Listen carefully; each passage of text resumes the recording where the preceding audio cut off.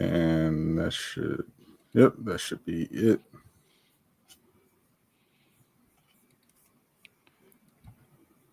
We should be live on YouTube now. Hello, YouTube.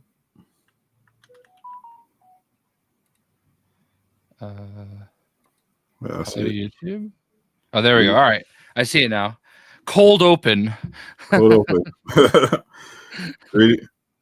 Greetings, people of YouTube. So that was unfortunate, but yeah. Has some technical issues, but we are live now on both YouTube and Twitch. Now YouTube should be all sorted. How's everyone doing? Hope you've been well these past couple weeks. A lot going on. A lot to talk about. This show, specifically this show, we're going to talk about, of course, Marvel Rivals Season 5 and a little of Season 6. We got to talk about Dispatch, which is definitely now my top 2 games of the year, which will be officially announced. The nominees will be announced tomorrow. There's also talk about Ubisoft being next to be bought out, joining EA, which could be announced as early as tomorrow potentially, and also talk about the status of Dispatch Season 2. But let's see who was first. Shout out to Creeper Boss and his desire for Indian food. Sub Super Patrick, LTM, Eastwood, what it do, Vodka. What's up, Gio? What's up, Ski? Appreciate everyone hanging out. Before we get into the action, we do have some unfortunate news to start the show with. Yeah, a good friend for people who are OGs of the channel who follow both of us probably remember Slipshock from the Marvel's Avengers days. Good friend of the channel. Jay actually got to meet him in person. Unfortunately, we learned this week that he passed away. Very, very tragic. Yeah. Fuck cancer. Fuck cancer and ass. Yeah, we thought. I mean, I was trying to keep up with him, and he seemed positive, but I guess I don't know if you know Average Siege, but he reached out to me to let me know that his mom had let him know that he had unfortunately passed away. I think Friday. Yeah, man, he was great. His name is Anthony. Awesome dude. When I was in Chicago for Mortal Kombat 1, I tried to link up with him and Casual Avenger. Didn't work out with Casual. He was busy, but still made it work. Eating that deep dish, so much deep dish, but yeah. But I know Casual, I think, has met up with him a few times too. So that's why the first thing I did is I went to our DM and let you guys know. It was awesome. Like he brought me to some local place. We had some chicken wings, and then we went out to the arcade that you see there, Galloping Ghost. He was from the area and never been there, and I went there a few years ago when COVID was starting. We were going out for Mortal Kombat event, and it got canceled while I was on my flight. So everybody pivoted and put together a get together at this place. It's like $20 to get in. All you can play arcade games. Wow. They've probably got like 2,000 arcade games. It's insane. So we went out there and hung out for a while, and it was great, man. He was such a good dude.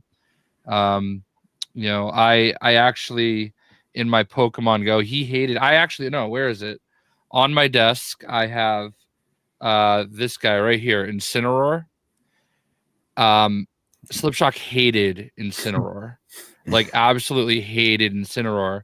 So I've always have him on my desk, and whenever he came in the stream, I would always hold it up because he hated the cats.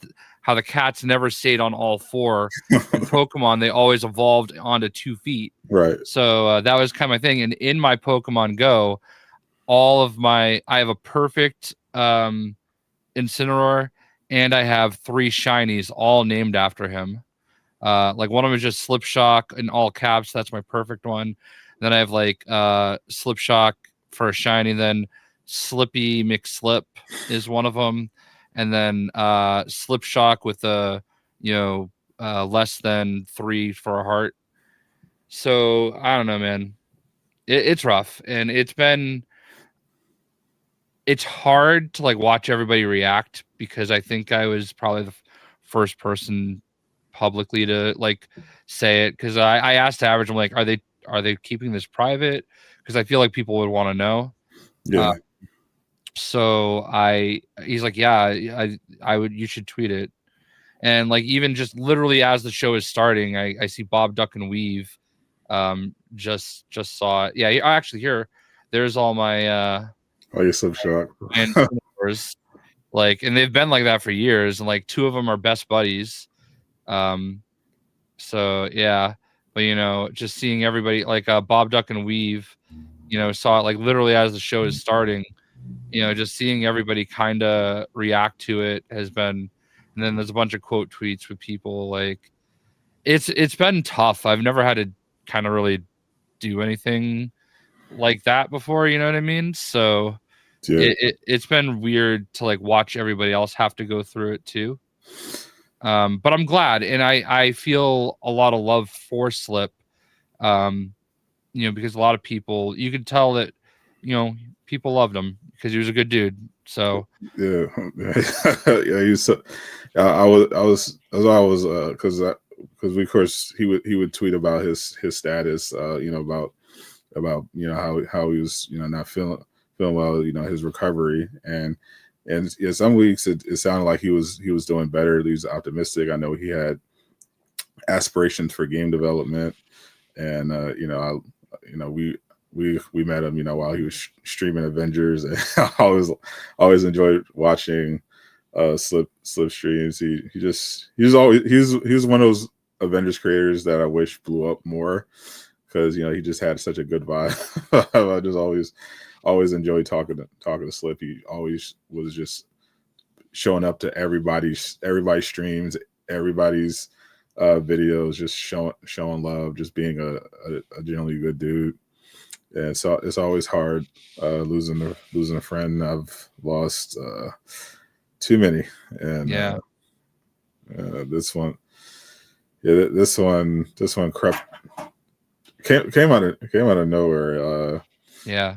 I think the last time I lost a friend was this kid who was a grade under. He was like a grade under me. We used to play basketball. He was like a really talented musician.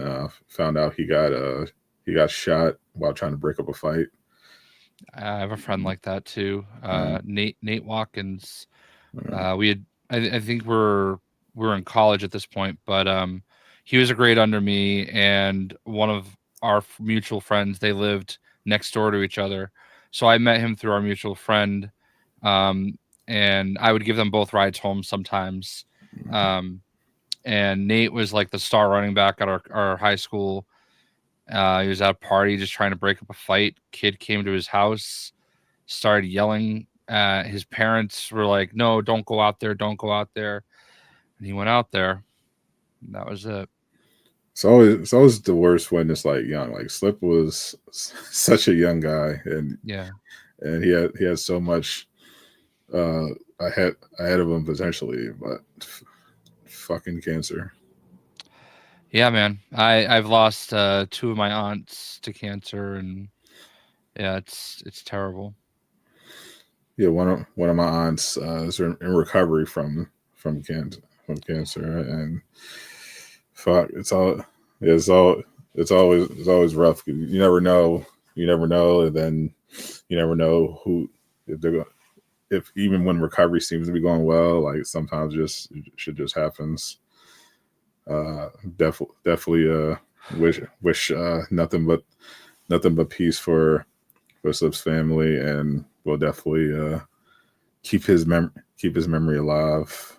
We gotta come up with some kind of I don't know. We got to add him. We got to add some artwork. Get some add slip somehow to the background. Yeah. We were the Shock Brothers. That's what we would call ourselves. We both had Shock in our name, and yeah, he was definitely the cooler Shock. Yeah, I mean, I'll give it to him. Yeah. When I thought you were black, I was picturing him. Someone that will look like him. Well, yeah. I mean, the honor of my lifetime is when Sadat the Gamer thought I was black. Still kind of do. I'll take it. I mean, the do-rag's always one drawer away. Yeah. Casual, man. I was just talking about you, man. So we're talking about how we almost all of us got to link up, and I know that I'm pretty sure you guys did get together before. So, cheers to Slip. Cheers. Valhalla gained another warrior. Yes, sir. And hopefully we get to meet up with Casual for some deep dish. Yeah, seriously. I don't know if you're free. I'll drop you the link in the DM. Oh shit, I can't even do that anymore. Did you get the update on Twitter where like you have to have like some kind of a code? Like I checked my DMs when I went to send that DM. I realized I had 4 DMs I hadn't answered to because now I can only look at my DMs on my phone. Yeah, no, I did notice another. Yeah, like I see it right here. Another Asker update. Casual sent one yesterday, and Otter sent one like an hour ago. I'll drop the link in the DM in the private chat. The invite link. All right, perfect. Yeah. The one Otter sent me. I had an incident this week that was like completely like so like in the first minute that the season 5 trailer dropped, I watched it on stream. Mm-hmm. And there's the part where Cyclops pops up. Yep. And I'm like, oh, is that Cyclops? And then the trailer keeps going, and I'm like, wait, he's wearing a red tie. Why would he wear like a red tie? Is it actually Matt Murdock? So I'm like, let's just tweet this and we'll ask. I thought it'd be funny. Like, I didn't think anything of it. People did not find any humor in it whatsoever. Okay. And very early in, I muted it. I was like, you know what? I don't care. Like, whatever. I'm not going to explain myself over and over again. Like, I understand that Matt Murdock has red hair, except when it's Charlie Cox. Okay. But the hair looked red-ish in the like 2 seconds I looked at it before I tweeted the picture. And he was wearing a red tie. And I don't know why Cyclops would be wearing a red tie. They both wear the same style glasses. Like, it's not really a big stretch that it could have been Matt Murdock. People are like, but why would a non-mutant be on Krakoa? I don't know, motherfucker. Why do all of us non-mutants fight on Krakoa in the video game? Like, I'm sorry, they're like, it wasn't that big, it wasn't that deep. So I happened to look at it like later that night, and it had like 166,000 views, and I'm like, what the fuck happened? I'm like, it wasn't that interesting. Yeah, and Matt wears red glasses exactly. Like I knew it wasn't Matt Murdock, and not just because the devs told us it was Cyclops. Well, right, but like I was like, I'm 99% sure this is Cyclops, but there's like this 1% doubt. I don't want to just tweet Cyclops. Because that's what I was gonna do. I knew it was 100% because the Marvel Rivals version of Matt is very much redheaded.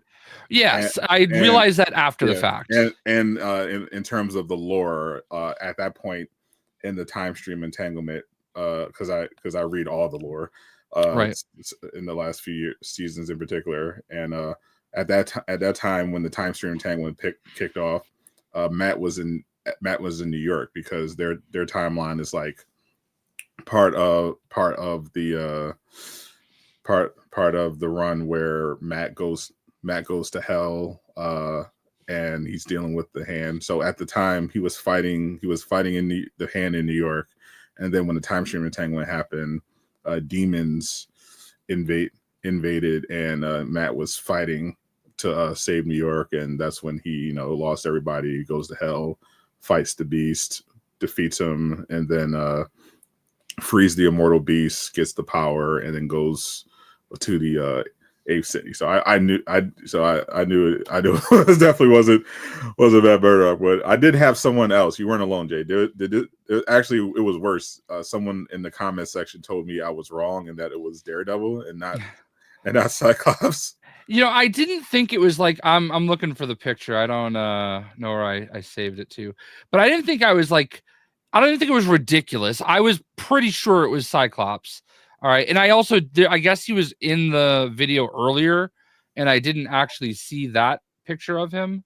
Here it is. Okay. Let me pull it up on my screen. Okay. This is the picture that I showed. And I was like, Scott Summers or Matt Murdock. And apparently it's completely ridiculous to think that this could be a hint of reddish, but what made me question myself was the glasses, because those are absolutely Matt Murdock glasses, and the red tie. Why would Cyclops wear a red tie? Because red optic glass. Yeah, but he's like, the X-Men colors are like blue and yellow. Why wouldn't he have a yellow tie? But he has red in his uniform, along with blue. But I think he's on Team Blue. He's not on team. There is an X-Men red, but I don't think he's on that team. I mean, I guess I could rewrite it, but still, like, is it really that ridiculous to think, like, in the first minute the video is out there, that there's a 1% that's not Scott Summers, it's Matt Murdock, especially since we hadn't seen Cyclops at all. I didn't really think it was like worthy of like hundreds of comments and everybody like quote. I think the thing is, the moral of the story is, I think that we learned, like, because I get like almost no engagement otherwise, that the only time anybody wants to engage with a tweet is when they can like put themselves over and try to be a dick. Jay just like, I'm so much smarter. Old man Jay just discovered how social media works. Well, it never used to be that, and it's funny because like I quote tweeted a video clip that somebody posted, I think like Jake Lucky or whatever his name is, that Shroud was like not somebody I watch or anything very much, right. But I know he's been getting a little bit of controversy this week, but he was like, talk about how he was watching back an old stream from Assassin's Creed Valhalla, and reading like the chat, and everybody was generally very positive, and like even if they didn't love the game or like the setting or any of that stuff, they were like fine with it. And then he just thinks back to when he was streaming Shadows and how it was just nothing but hatred and like people being bitches. And he's like, it's like today, people, if the game doesn't 100% fit their narrow view of what the game should be, it's fuck this game. And I just immediately resonated with me because I thought of Midnight Suns. Like classic Midnight Suns. Classic. I mean, Suicide Squad did plenty of things to burn themselves in the end, but they never had a chance because people were like, fuck Suicide Squad from the start because it's not Batman. And kind of to an extent Gotham Knights. I started thinking about those games. There are games that certainly do it to themselves, but you think about like the beforehand. Midnight Suns never had a great shot, even though it was a really fun game. And there are some parallels to a game that everybody's talking about as being game of the year, Expedition 33, in it being a turn-based game. Sure, you have to do the action yourself a little bit more, but like people are like, oh, I hate turn-based, and then this is going to be one of the possible games of the year. And like the cards was never that big of a deal. It was actually really fun once you learned it. So like, I don't know, man. I thought it was a very interesting thing that really resonated with me. Yeah, I think the unfortunate bit with Midnight Suns was that the reason why Expedition 33 hit, I think it says, well, one, the story, the music, sure, it's absolutely fucking breathtaking, stunning, incredible, but also it was an original IP. It stood on its own, and obviously there's a big turn-based RPG market in itself, but it was an original IP and an indie game, so it could stand alone. on its own merits with no expectations. Whereas Right. Midnight Suns, when it was first announced, it was like first we didn't know exactly what it was, but it's a new Marvel game, so on coming to console. So and people heard, oh, it's Marvel, it's a Midnight Suns game. Oh, you're gonna be able to play as Blade and all this other stuff. And so it has to be for me. So it had it's a Marvel game, so people on console, so people actually assumed, oh, it's going to be like Insomniac Spider-Man, or maybe this will be an improved this will be a game that picks up where Marvel's Avengers left off, or maybe even a Marvel Heroes or an Ultimate Alliance type of game. And then when they saw the turn-based and the cars, they were just like, what is this? Why why is this not a real time action game? What is this card shit? And immediately wrote off. And unfortunately, people who played it that's why picked up good word of mouth after the fact. They played this and oh wow, this actually is a really fun game. But unfortunately, Marvel as an IP has this big casual audience who aren't as necessarily receptive because to turn-based stuff unless it's mobile. That's usually a better bet for them. Console, there was like expectations and it just didn't hit. So sad that it ended that way. The hilarious thing about what you just said though is that like all these people, they're like, oh, I don't want to play turn-based. Then you said except if it's mobile. Like universally, I guarantee you most of them play Future Fight or Strike Force or something like that. Probably Marvel Snap more so. Well, all right, but still, I mean, like those are all big Marvel games. But that's the thing is like when Marvel Snap came out, like I was like, all right, not for me. Not like it looks cool, but not a game I would probably play a ton. And I downloaded it, I tried it. I was like, oh, this is cool, but I don't know if this is for me. I didn't like rage about it. Like, how dare they make a mobile game that I can't play? I don't want to play. How dare they? These are my characters. I should be able to play it the way I want to. It's just, but like that whole thing kind of resonated with me, and like I don't know. But yeah, it has been a few weeks, huh? I know that like you weren't feeling well. I think I had some Rhode Island Comic-Con stuff.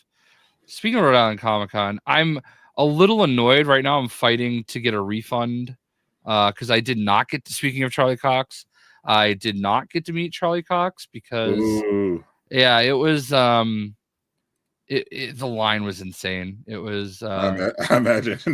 yeah, and I missed the cutoff for the initial line by like 2 minutes. Because we ran a little late getting there.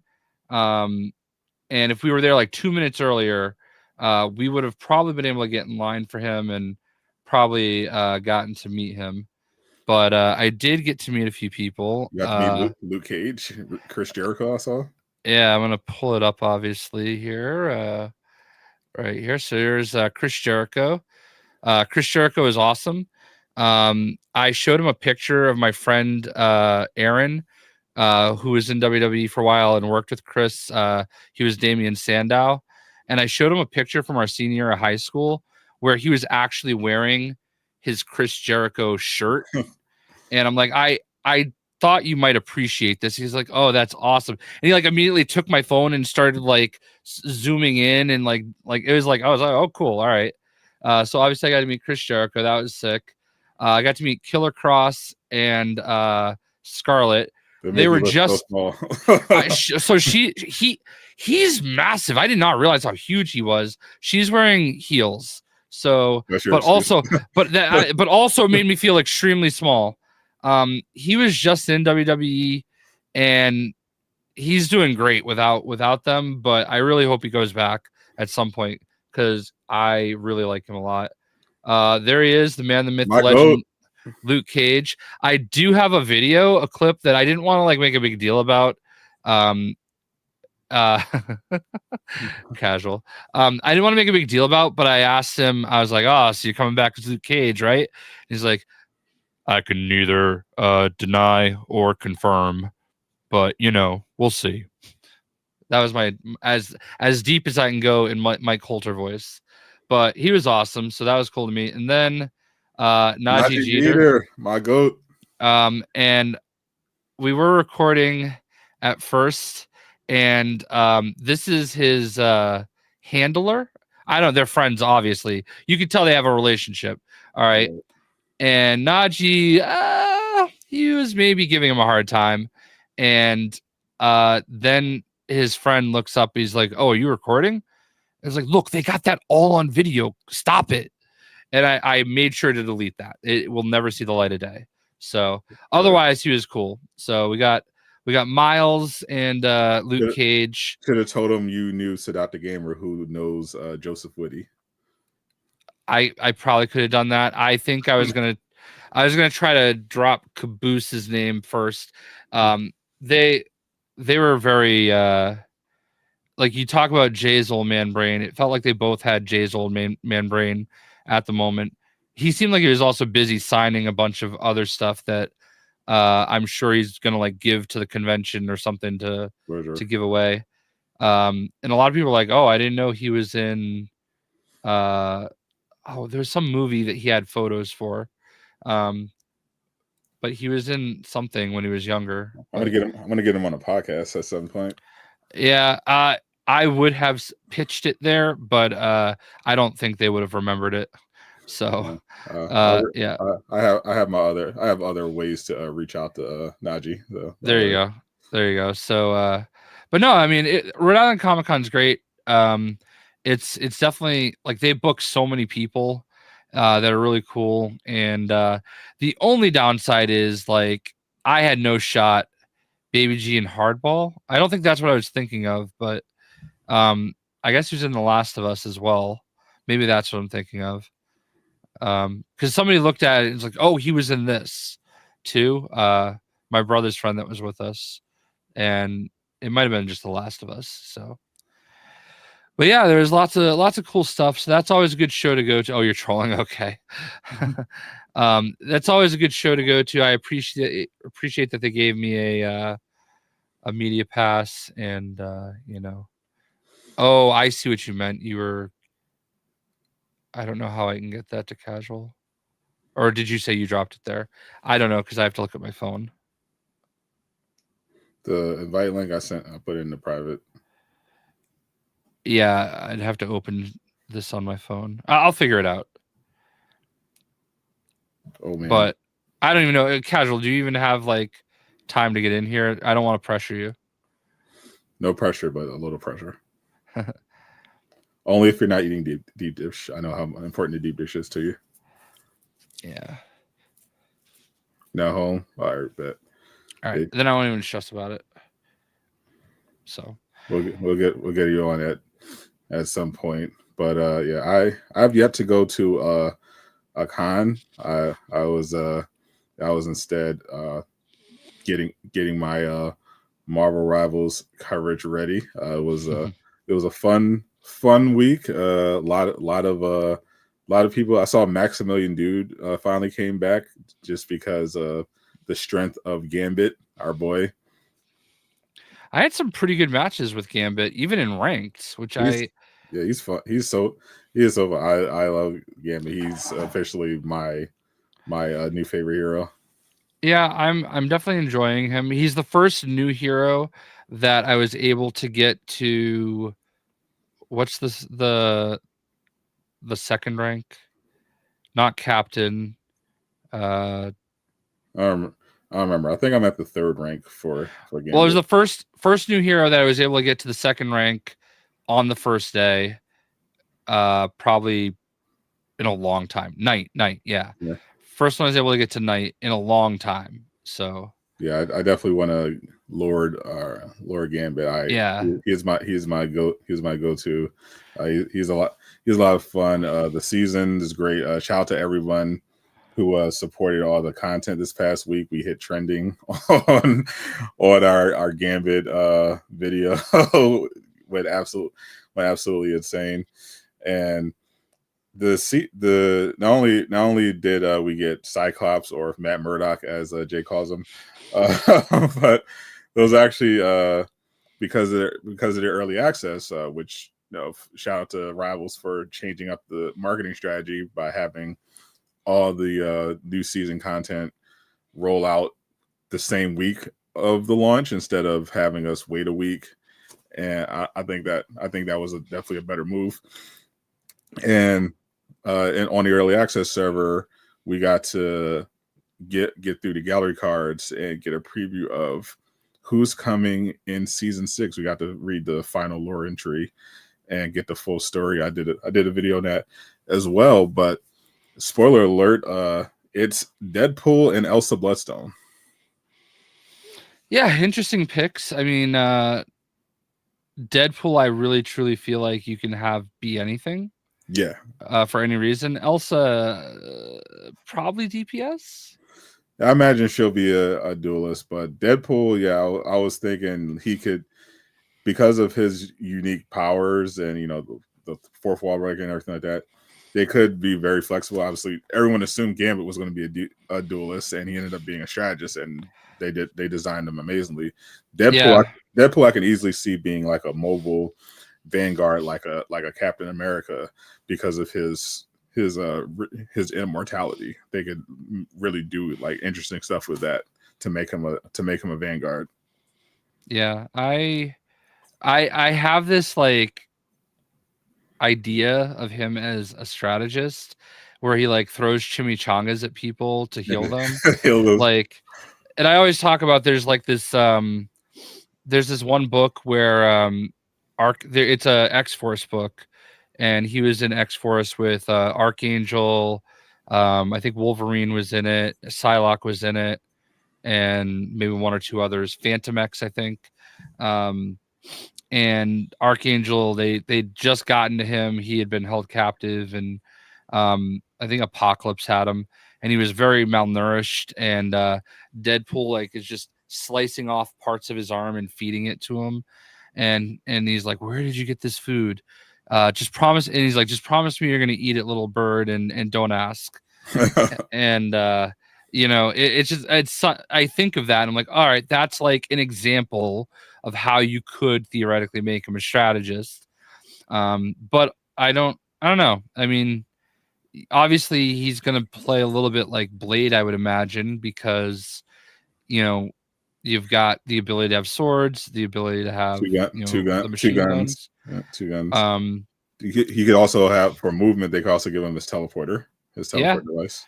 Yeah, he could absolutely teleport. I think back to like Marvel Heroes, and he had like I don't know what they were. It was almost like he was like throwing like thumbtacks or something. I forgot what they were called, but there's some kind of like a like piercing weapon that he would just throw them up in the air, and it was like an area of attack. And there's so many opportunities with him, and it'll definitely. And they're going to do a swimsuit like where he's wearing a Speedo or something, of course, and his whole body is going to be like all like deformed, as it should. I think I'm just imagining. Like, I'm thinking of how much hype is going to be. I think Deadpool is going to have an insane amount of hype. Like I was thinking about the most hyped characters that were added to Rivals in terms of engagement level. I think so far highest was Daredevil and Gambit, and I'm just imagining how crazy everyone's going to go when we get that first Deadpool trailer. That's going to be insane. I think Ghost Rider is going to be similarly huge because he's got a lot of fans. Yeah, and Ghost Rider, he actually did win because the devs actually did a poll before the game launched of characters that we now know that they were considering or actually working on. They had a bunch of heroes on there. They had like Emma Frost and on there, and but they had Gambit on there, but the top two were Ghost Rider number 1. He won the vote, and Deadpool came in number 2. And I thought that was a little surprising, but interesting. Ghost Rider has a lot of fans. Yeah. I think from a mainstream perspective, obviously Deadpool is like one of the most popular characters for people that aren't in the world, but they just know, oh, Ryan Reynolds, you know. So I think that's going to be huge for them. I really feel like I always thought of Deadpool. They could kind of hold off on him for as long as they wanted to, and he could be like a big red button, you know, that you put him out, and that's gonna like cement a lot of people coming back and stuff like that. I will say Gambit seems to have had a really positive effect. I know everybody likes to talk about the Steam charts and everything. I think Rivals is doing pretty well on Steam this week.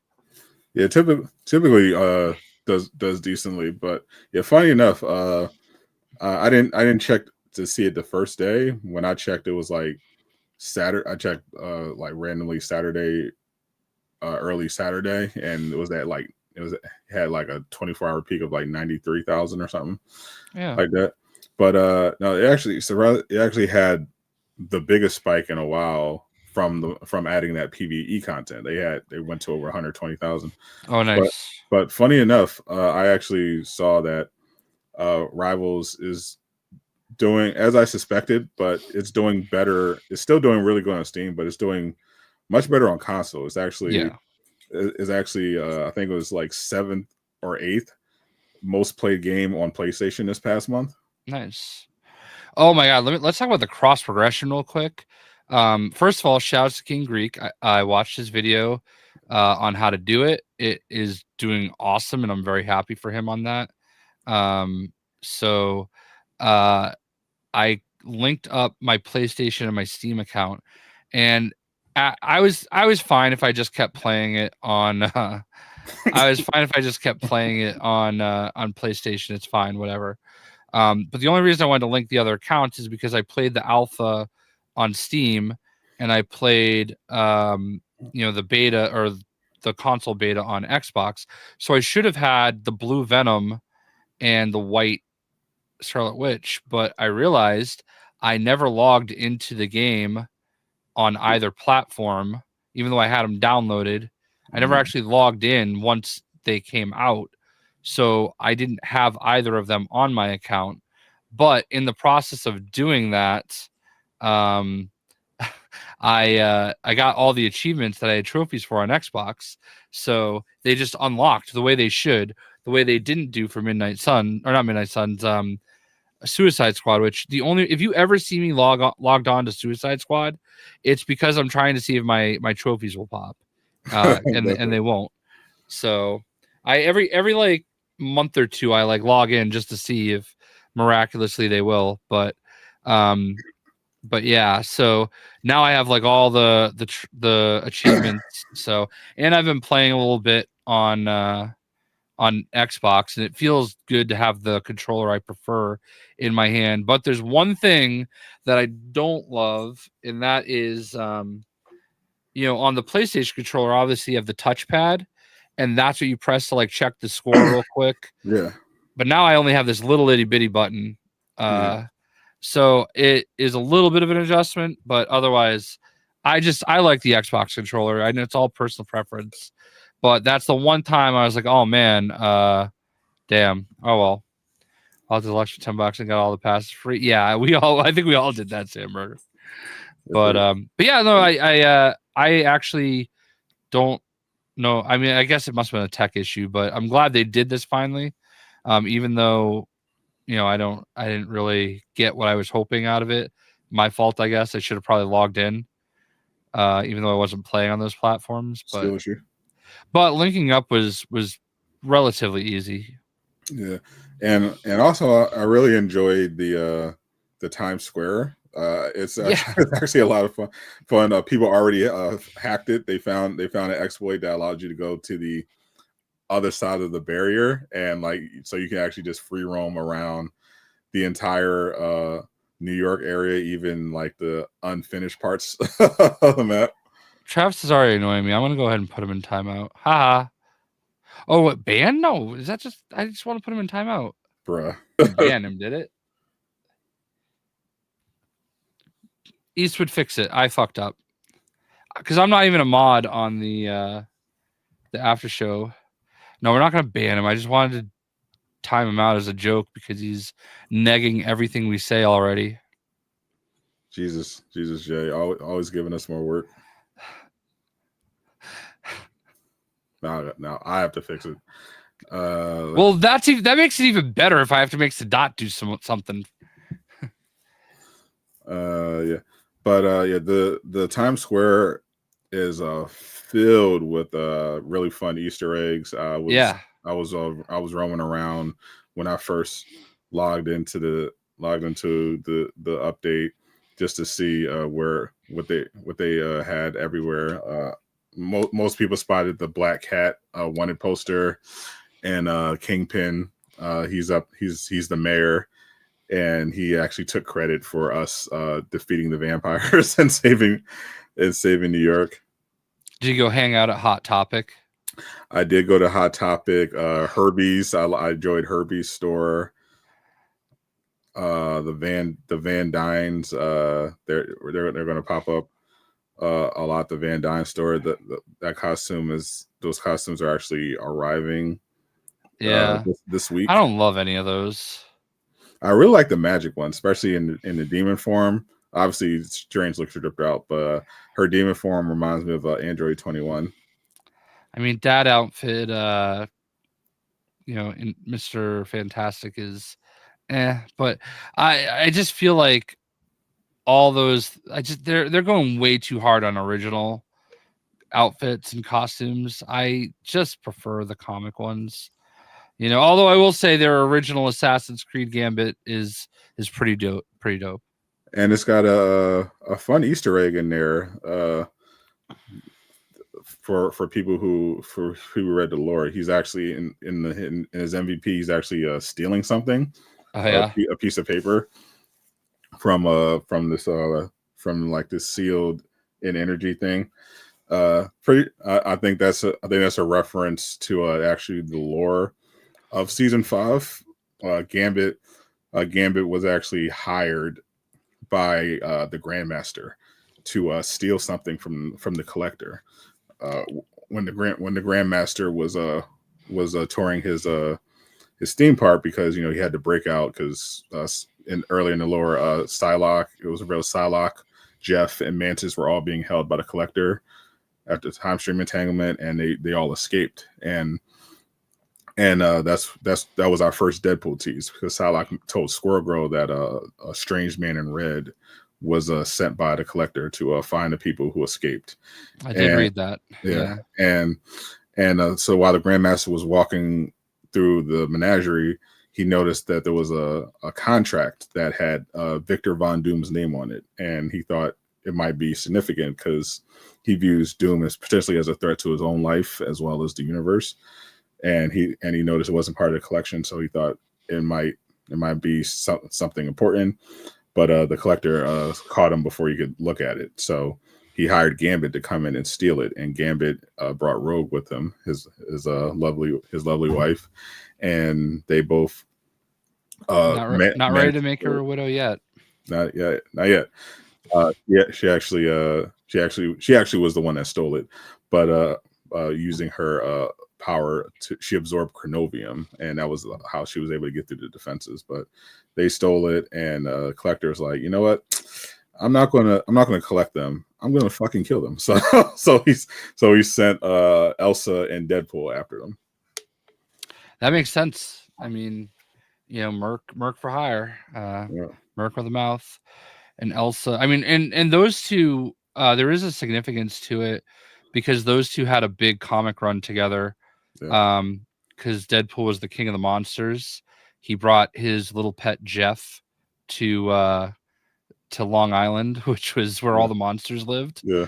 And there's a lot of people don't realize that Deadpool brought us Jeff. Yeah, that's going to be a fun interaction. Seeing Jeff's keychain is actually Deadpool. Yeah, exactly. In the Rivals accessory. Yep. I do love the new accessories too. I know they're like just a cheap little thing, whatever, but like I had enough to get one when all the new ones came out. So I got obviously Rogue. for Gambit, but like Throg is great. I bought Rogues. I bought Rogues. I bought Drax, and I got Kitty Pride.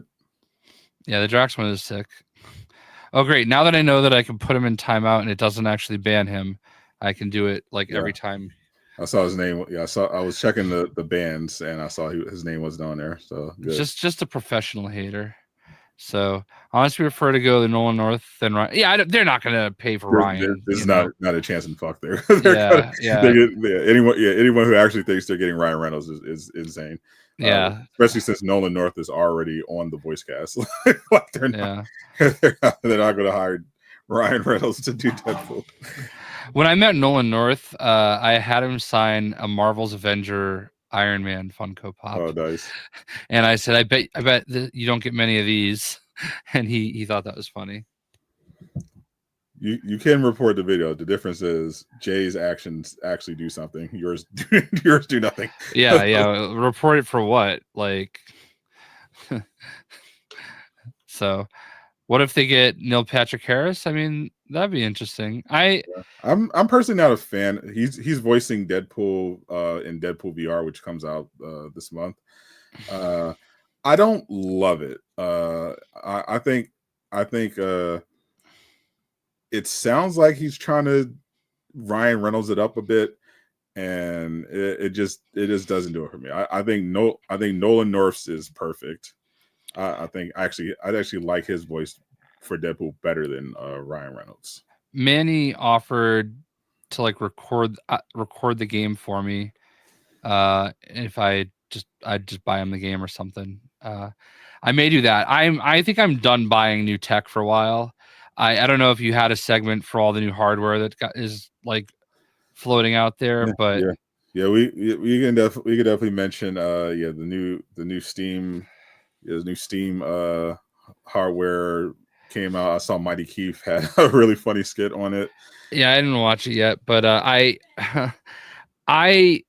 bought the whatever it is, the one that Deadpool's coming out on, and I played Quest 3. and I played the Batman game for a little bit, and like honestly, recording on that thing is just so complicated, and I didn't feel like, I'm sure if I just like really sat down and did it, I could figure it out, but it also hurt my eyes, and it like I just don't enjoy VR. I just don't. And I'm glad that there are people that do. I think that bubble has burst a little bit because it seemed popular for a little while, but now I don't know that it really is as much as it used to be. I think that I think the tech just isn't quite there yet for it to be wide adopted. Like it's definitely growing in popularity. It just hasn't exploded yet because the tech right now there hasn't been. Right now it's not the point where what you're getting is like worth the value for a lot of people, and there's still ways to go. Like Batman, the Batman one did really well, and I think the Deadpool one will do good too. But yeah, for me, like I bought the 2, and I was like, and then I was looking at potentially getting a 3. I was like, I don't even use the 2, and I was looking at the 3. I'm like, is it really that great upgrade? Like I have 2 friends who swear by VR. Like my one friend actually met his current girlfriend playing by going in VR chats, and my other friend was playing a lot of competitive VR games. Like he's low key obsessed with it. So I see the appeal a little bit. Like my friend was like, oh, you got to go to these places. I got to do this stuff. And I see the potential in it.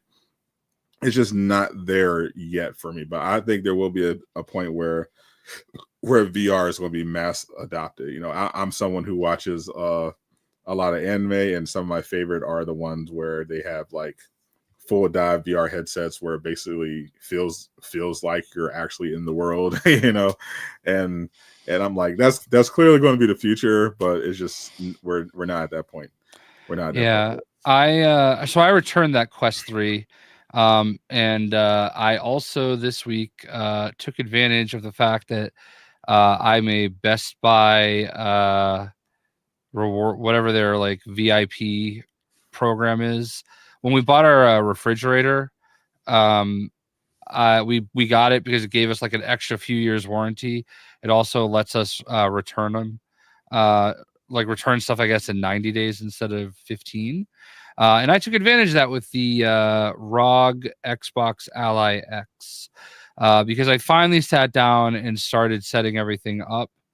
And it's booty cheeks. Like I really I'm like really upset with Microsoft right now. I hate Windows 11. It is so bad. And I just have been having so many problems with it. And the process for like I finally got into a game. A company sent me a game that's on Steam, and I don't think I can say what it is yet, but it involves somebody that was in Fortnite recently, little side scroller game, not Cosmic Invasion. The Simpsons. And I'm like, all right, look, this is what I got this for. I'm gonna go play it on the ROG Ally. I hooked it up in docked mode and everything, and just the video kept cutting out, like really badly. I'm like, is there HDCP on this? I went looking for it and I couldn't find it. And like going back and forth between settings and apps and everything is so complicated. And I just like did not like it. And they have to integrate this way better if that's what the next Xbox is going to be, because people are not going to enjoy that. It's Steam kind of undercut them here because the whole pitch of the new Xbox console is going to be, it's basically like a hybrid PC. It's like you're going to have a console PC, and then Steam literally says, here's basically a Steam console. It's a Steam box. You plug it into your TV or your monitor, and you basically have a game in PC. It's got a controller on it. That controller looks ass though. Yeah, it looks like a shittier version of an Xbox controller. But other than that, the idea looks really cool. The only obviously the big question is going to be what's the price point? Sure, because Xbox already positioned their new console as to quote your boy when discussing Borderlands 4. A premium product for premium gamers. So that's probably going to be at least a couple grand. So I'm wondering if that Steam box ends up being like, say, less than 800, that's going to be crazy. Yeah, I don't really think that it just depends on what services you can get other than Steam, like the one thing I will say is it was very easy for me to download Epic Games launcher. The Ubisoft game launcher was on it. Steam was on it. Battle.net was on it.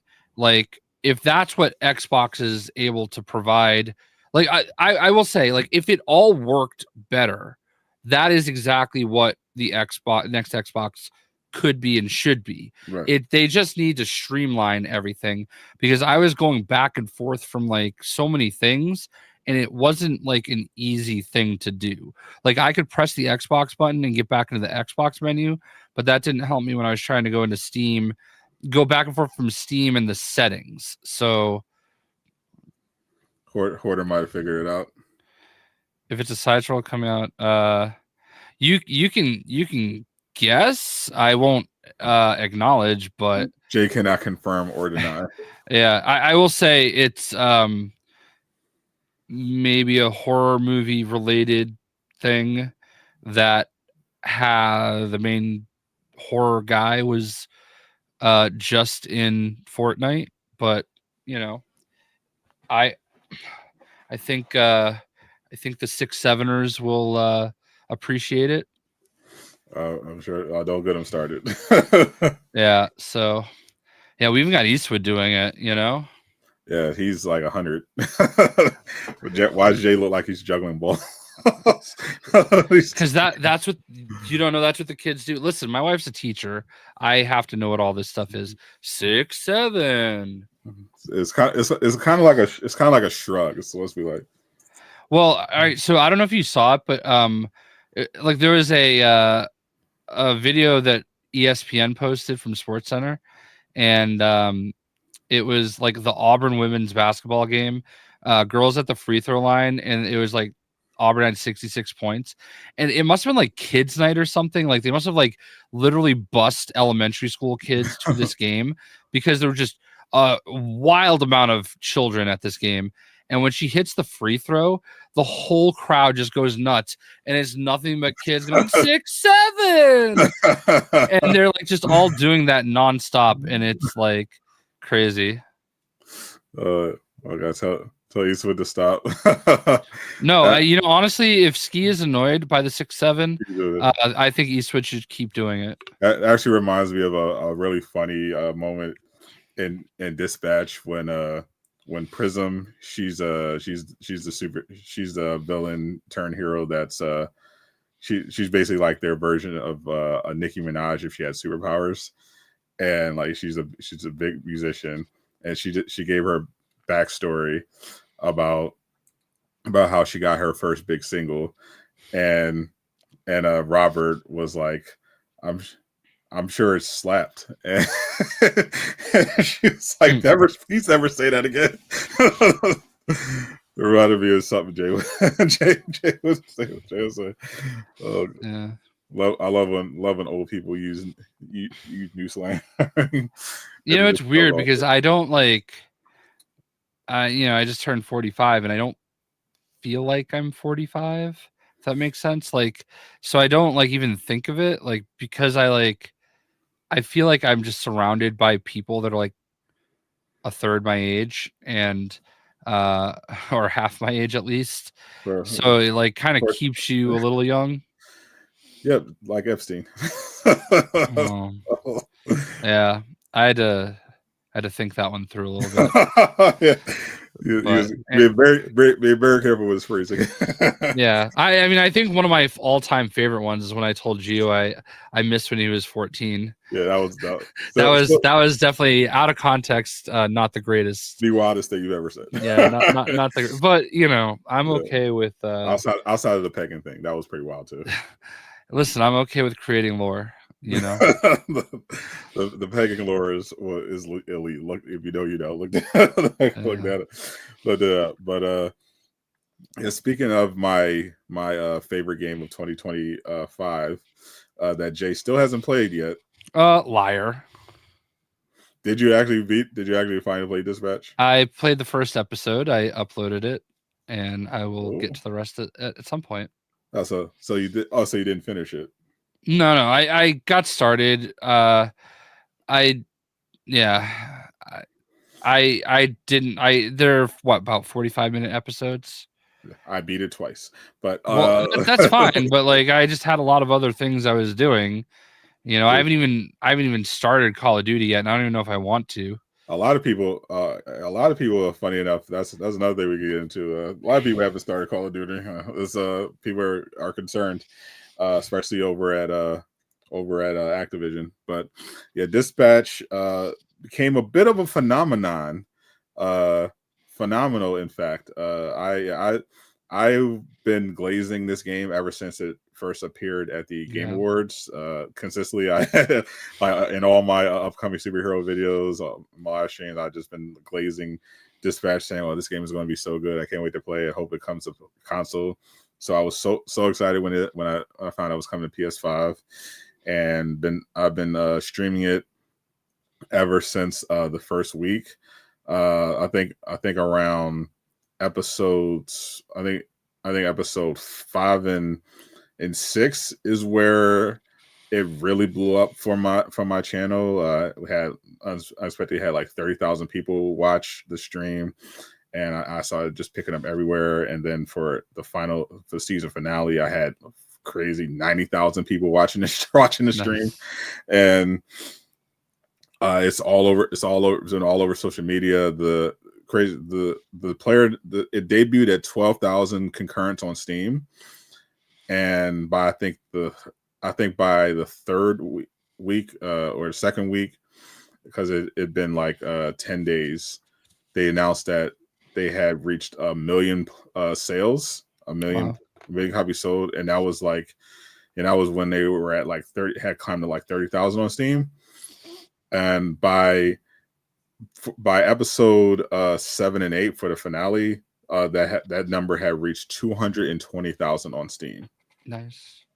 So they mentioned in an interview that they had that before the finale, just on those initial week numbers when it spiked, they said that it was on pace to make what they were projecting it would make in 3 years in a best case scenario in like 3 months, and now it's going even crazier. And I'm so happy that it happened for this game. I was concerned it would be like a kind of a underappreciated gem like Midnight Suns, and I'm so glad it caught on. Yeah, I gotta say this. I've read a lot of stuff. I think I even saw you retweet somebody, like kind of the lore behind Ad Hoc, how they were working on, I think, The Wolf Among Us, or they were Wolf Among Us. So yeah, so they were working on Wolf Among Us 2 before the initial strings of delay when Telltale had been saved from bankruptcy, but they were still having a lot of issues. I saw someone had a deep dive on it, but yeah, they were having a number of issues, but they finished their work on the Wolf Among Us 2, and it was 2 directors and 2 writers left because they were kind of burnt out at Telltale. There was some issues there, and they actually ended up going to Ubisoft for a bit, and we're trying to start their own thing. They actually were working on a new Splinter Cell game that Ubisoft decided, actually, let's do live service Call of Duty game competitor called X Defiant instead. And obviously, is that game dead? Oh, completely dead. It's actually shut down. Oh, damn. I kind of knew that was going to happen. Yeah, everyone knew that was going to happen. Yeah. It was a horrible idea. So they left Ubisoft and decided to go on their own and start Ad Hoc. And originally Dispatch was going to they pitched it as kind of like a live action, like if you remember Bandersnatch, the Black Mirror interactive episode, the Black Mirror interactive movie type of thing that came on Netflix, where it was basically like a standalone episode of Black Mirror that you can like interact with and make decisions to shape a story. That's originally how it started, and then it ended up being going with the animation route and going to video game, and then Critical Role got involved because Laura Bailey, that when they reached out to her husband, who's like CEO of Critical Role, saw a scene that they had sent her. It was the scene where Blonde Blazer and Robert on the billboard, and he was like, "Oh, this is what is this? What is this? Like, what? This looks incredible." And she told him about the project, and that's when Critical Role got involved and went all in on Dispatch, and the rest ended up being history. Yeah, I think Critical Role actually kind of saved them. They were almost bankrupt. This game never actually even almost came out. So I really respect that, and that's why I like, even though I was gonna wait to get it until I knew I had the time to like kind of do it. And then I was like, you know what, let me just grab it, and I'm gonna play the first episode just so I can like see it and what's up, and I'll post it, and I'll do the rest at some point. And I'll get back to you. I thought it was I chose the cinematic version, and I'm fine with it. Skip the quick time events, yeah. Yeah, and I thought about, I'm like, it's just an interactive movie basically, which I'm fine with. I don't think I really need to do the quick time stuff. It's not going to like make me any less of a gamer, you know. It's not necessary. All right, perfect. Well, I'm glad that you approve it then. That makes me feel better about my decision. But like, I mean, the animation is great. The little mini game, I thought I did it right, but I didn't. I didn't get like the best score. But I'm interested to see, and I guess that was something that like was kind of like a pivot, that wasn't initially planned. Um, but yeah, I've been doing my best. Like Greek is like tweeting about it nonstop, so I like quickly scroll by because I don't want to like get spoiled and anything. Like I do kind of want to like go through it and experience it myself.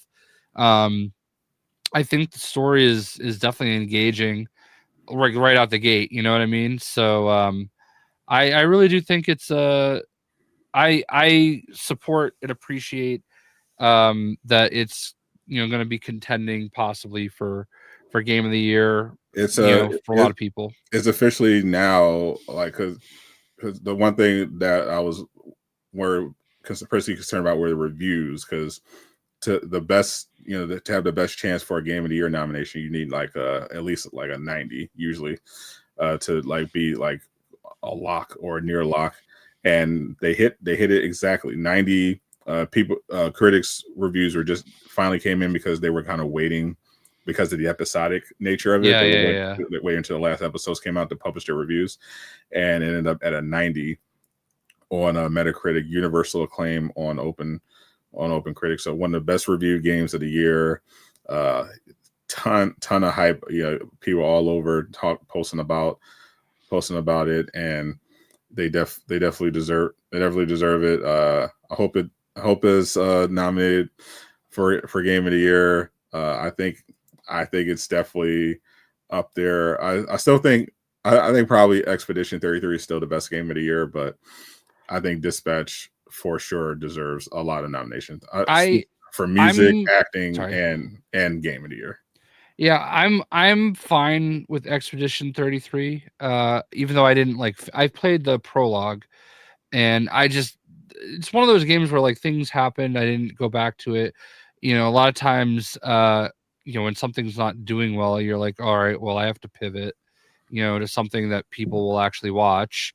So I don't play a lot of games offline anymore.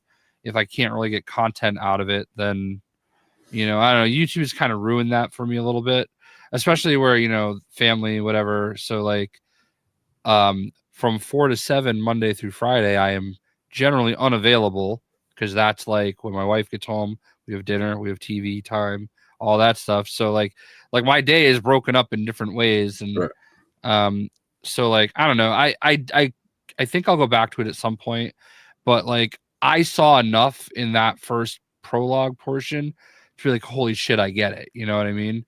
And I kind of went into it a little late too.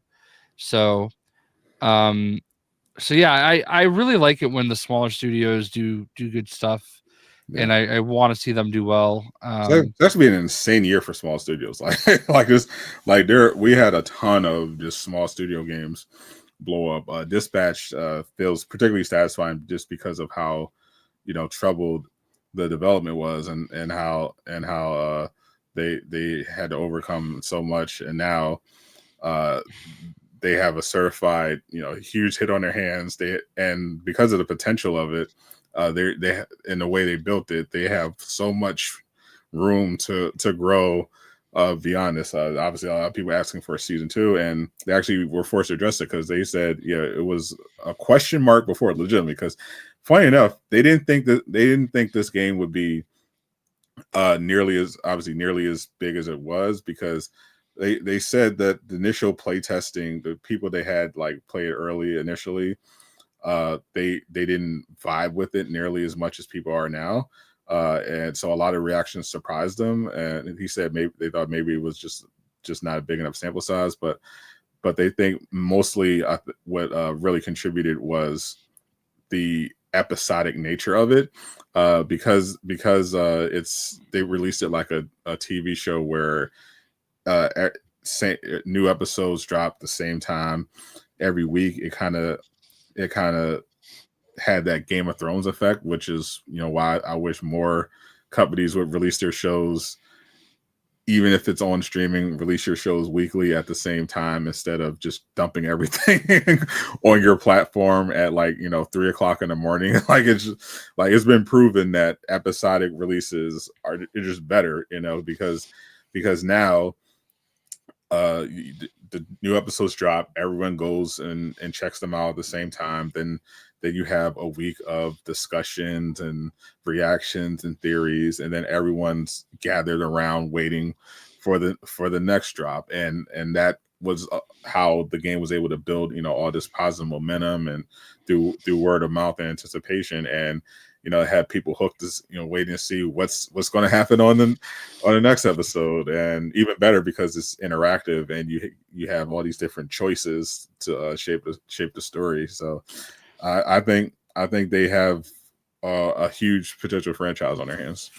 Yeah, Game of Thrones was such a phenomenon too. Like, I don't think I've ever experienced anything like it in my fandom.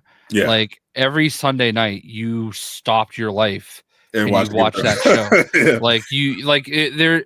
We all have our shows that we love and everything, but like that show specifically was like required. Friendships died over spoilers. It was, you couldn't talk about, you go to work. When I was working at Bose, we'd go to work and the next day you had to make sure you weren't talking about it around certain people. You know what I mean? So yeah, it's really interesting that people haven't studied that more and tried to following it. Oh god. No, I think that's definitely the way going forward, and I think that's the difference between, that's when my stream started popping off, because for the first couple of weeks I was streaming it late afternoon, and then I decided I'm just going to stream it the hour, partially because I couldn't wait, but I was like, I don't care what else is going on with Rivals or anything. I'm so hooked on this story. I'm going to stream this the exact time. I'm going to be camping out on the street. The exact time it goes live, I'm going to be up playing this. I'm going to be streaming this game, and it just blew up from there. And that's such a good feeling too, to have something that you care about that much. So it's something you just hope for everybody to have, and I think that thinking back to that Shroud conversation we're having, or Shroud, I'm sorry, conversation we're having, isn't that one of the characters in Dispatch, by the way? Shroud? He's the main villain of season 1. Yeah, so I'm not talking about that guy, but I just wish people could just focus on the stuff that they love like that, everything is just seems like it's a competition of oh, well, I'm more right than you, and no, that game sucks actually, because the person with the sword has tits. Tits can't carry a sword, how dare you have tits in a sword, and it's I don't know, I can't deal with it. I've mentioned it before, I feel obviously Xbox is my preference, but I feel like I am pretty overall neutral to the platforms because I have them all and I just enjoy them for what they are. My favorite game of the year is absolutely Yote. I'm not even gonna hide that, right? And Tsushima was when it came out, and Spider-Man 2 was when it came out, and and so on and so forth. But I have there's this people that do this podcast that I follow, and that I met at PAX East one year, and they are the water carrying fanboys of Xbox, and I just don't understand the amount of dunking they try to do on Yote. The numbers came out this week. There were some numbers that came out. 3 million copies. That's great.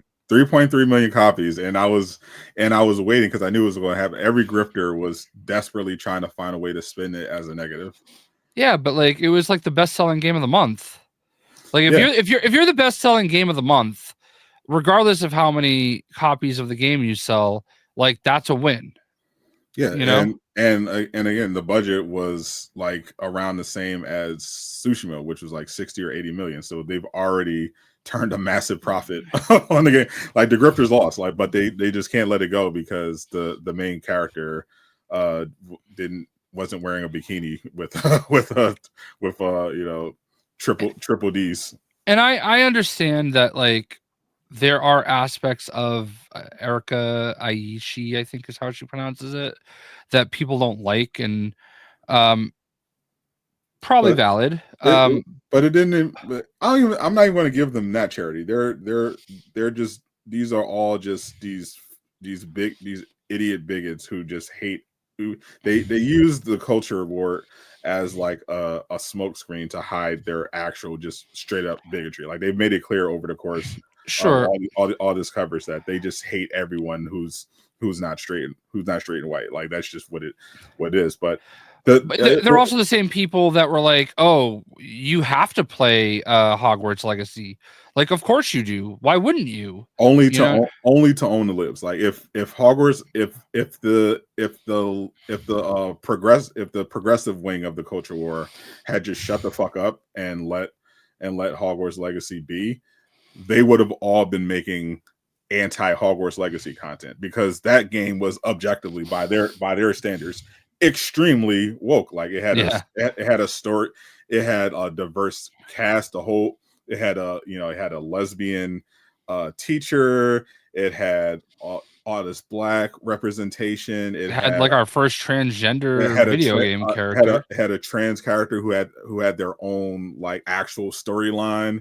It had a major plot point that was about fighting against animal rights abusers. This was objectively an extremely woke game, but because the far left were hating on it and attacking people because of its association with J.K. Rowling, that made the right wing culture warriors jump on it and be like, oh well, yeah, you gotta get 10 copies of Hogwarts Legacy. Like they have no integrity, they have no morals. It's just all in service of the grift. The second they saw that a woman, they didn't even know who the woman was yet. They went after her after the fact when they found out who the actor was. As soon as they saw it was not Jin Sakai or another man, immediately they decided they were going to hate Ghosts of Yotei and make negative content about it. That they immediately had the narrative set as soon as that was clear in that first trailer. Like it was always going to be that. So it was very satisfying to see Yotei just prove that none of them matter anymore. Like everyone's like kind of over it. Yeah, and don't get me wrong. I mean, I literally have a massive statue of Jin Sakai right there. Like, I wanted more Jin Sakai too. I think we all did. But like, I like the idea of there being a Ghost of series, and I hope there's a 3 and it has like another protagonist, and I hope it's fucking Yasuke. But we know that what you said is true, because like they did the same thing with Shadows. And honestly, like Shadows and Yotei are probably my 2 favorite games that I played this year. And I think it has a lot to do with that's just the style of game that I love. I love that era of Japan and those that style. But like all 3 main characters like offered such a very unique story, you know? And shit, they actually did the same thing with Expedition 33. Like, did they? Yeah, they were trying to grift off Expedition 33 because there was a shot from the prologue where they were going around the city, and some of them noticed that it was like a diverse crowd of different people, and they were like, oh, what this is supposed to be 18th century France. Why is it all white and that bullshit? And everyone was understandably, literally everyone was like, no, shut the fuck up. No one cares what you're saying right now. But between the culture war bullshit, we're still seeing console war stuff as well. I was watching, I was going through Twitter, and I saw Paul Tassi. I saw your response. Basically going to war. It is on his timeline because he pointed out the fact that the new Call of Duty is not doing that well, and it's a huge deal because every Call of Duty product is supposed to be like a huge hit, and this one is like struggling to crack 100K on Steam, and you had people. Gordon. You had before even Gordon, you had people saying, "Why is everyone using Steam? Steam doesn't mean anything." I'm like, bruh, the last Call of Duty had like 300K on Steam, and this one is struggling to hit 100. What are we talking about, bro? It's a significant story. And yeah, I have said, I think we've even agreed at times that like people do put a lot of stock in the Steam numbers. They do mean something when you compare it like apples to apples. But I do think console is their main audience for Call of Duty. But you're right. The other one did that number just a year ago. So why isn't it translating here? There could be a lot of reasons. I mean, I just feel like this was a really deep like month. You know what I mean? Like Arc Raiders is popping. Even Marvel Rivals, like a lot of games have like 100 concurrent. You know what I mean? At the same time. Where One's Meat actually debuted at 180K. Yeah, I got something about that, and I haven't even downloaded it yet. So I've downloaded it twice now. I played the beta. I enjoyed it. I actually did a couple. Actually, NetEase, shout out to NetEase, threw me a pile of money a couple times to cover the game, but unfortunately, I couldn't play it on launch day. Still haven't been able to play it because it doesn't work on my. It doesn't work. Every time I try to boot the game up, it just immediately crashes. Yeah, Battlefield 6 has been breaking my heart, but I got a code for Call of Duty. And I was like trying to play it. I thought I would have access 6 a.m. the day before, like on the 13th. And it just kept saying coming soon, coming soon, coming soon. So I was like, all right, whatever. I'm busy doing other stuff. Then obviously it officially dropped at the same time as Marvel Rivals. So obviously you know what I'm doing. But then like I'm like reading all this stuff. Like the campaign is like you can play by yourself, but if you do, you're by yourself. So it's basically like online co-op necessary. I only got one code and I already used it, and it's Xbox Game Pass too. So I probably should have just done that, but whatever. But it was an Xbox code anyway, so it wouldn't matter. Yeah. And then I saw like the big boss battle where you're fighting this gigantic zombie guy, which I think is one of the old, like one of your old buddies in the game. But I understand the argument that people are making. Like there's two arguments. It's like, what is this even? How is this Call of Duty? And then there's this other one that's like, well, the devs are trying something different. Why can't they try something different? The zombie game mode is always super popular in every Call of Duty game. And I like keeping those things separate. I really do feel the Black Ops storyline has been drifting this direction anyway. So I do feel like there is a valid argument of, well, they're just trying it different. This is paying off that storyline. But like, I don't know. We're like 20 something games into Call of Duty at this point. Like, how much different war simulation are we gonna do? You know what I mean? There's always a war. Yeah, no, for sure. War never changes. I mean, they've done advanced warfare, they've done world at war, they've done modern warfare.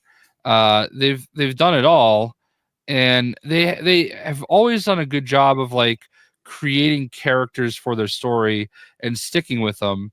But then they die, and then they go back and they like do this and they do that, and it's like, all right, what are we doing here? How do you keep up? But I don't know, man. I think the last Call of Duty is the most I've played Call of Duty in a while, and I really enjoyed it for what it was. But I'm not that excited to do it here. And like, then there's also the argument of, I was one of the people that was mad that I couldn't play Skeletor anymore, but there's also other people like, oh, you should never have skins like that in a war game. And it's like, why? What does it matter? Like, who cares? I don't know. I just want to play Skeletor in the core game because I don't really like the whatever there are. I think it's valid, and I think it's kind of a situation where Call of Duty has multiple problems that it's trying to figure out how to address. Like on the one hand, you have them being the fact that they're run by soulless executives who are trying to milk the players for all they're worth and give them as little value as possible. On the other hand, you have them trying to figure out how to be creative enough with basically yearly releases. Then you have the identity crisis of, well, you have people who like the zombies mode, then you have the core Call of Duty audience, and then you have them trying to tap into the Fortnite audience and people who hate that. So there's like all this kind of competing stuff, all these competing issues with Call of Duty, and I think the cracks were showing before, but now we're actually finally seeing it translating into sales potential. For the first time. I mean, at some point you have to imagine that like the wheels are going to fall off to stay relevant for that long, and be at the absolute top every year. Like I also saw some numbers this week. The top, like it was somebody from Insomniac tweeted about how Spider-Man 2 and Miles Morales were like 2 of the top 10 games of all time on PlayStation. And it was funny because like 3 of the top 5 were all published by Microsoft. They were all Call of Duty. So like Call of Duty has been the king of gaming with Grand Theft Auto 4 or 5 for a very long time. But at some point, like every game is gonna like wear out people. There are still people, and I see like some of my brother's friends who are not as attached to the gaming culture and everything, but every year they buy fucking Call of Duty, and that might be the only game they buy all year. That's like, a bar. That's a thing, you know what I mean? That's a bar, Gabe. Yeah, but and it's just at some point it's like, oh, we're doing this again. You know what I mean?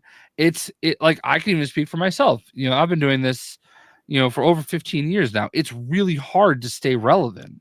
Like it's like people grow, people change, people like move on with their life, So like you have a window sometimes, and if you don't capture everything in that window, then it could pass you by. And I think that's the thing with Call of Duty is that like at a certain point, people tried Apex and they finally tried Battlefield after all these years. And they're seeing that there are other games that they can play. And, because the people that are hardcore Call of Duty, like that's a way of life for them. And I think this is largely self-inflicted because we're seeing the results of generating lack of goodwill, and why goodwill with your audience is so important. Not just innovating or adapting to the times, but just staying in touch with your audience and making sure that you're putting them first. Call of Duty unfortunately became a victim of its own success. We've seen a lot of AAA game studios now fall into this trap. Ubisoft fell into the same trap. They started out relatively small. They became hugely successful off their games, and then when they were successful, they expanded, and because they thought that's what you naturally do. You expand. You hire more people. You bring in big money to help manage everything from outside. Hey, boy. And the result was that Call of Duty just became soulless, and a lot of people have been saying that for years. Call of Duty doesn't hit the same. It's soulless. They're charging you more for less. They're coming up with ways to nickel and dime the players and give them less and less value. And we saw it. And I'm to this day never played a single second of Call of Duty, but I've seen the exact same thing happen to NBA 2K, which I do play. Like I was a true believer of Dreamcast. When 2K came out for Dreamcast, I was a NBA Live was on top, and I immediately was like, "Oh, 2K is the future of basketball games. This game is going to be insane," and it was, and it went on a historic run, became the best sports game of all time, and then once the competition was gone and it had reached its peak, they were like, okay, now that we have no more competition, let's fuck our customers and see how much we can get away with. And that's when the microtransactions started rolling out. They started fucking around with the content, and the quality was dropping, and we've seen it progressively continue in that direction, and we've seen that happen in Call of Duty.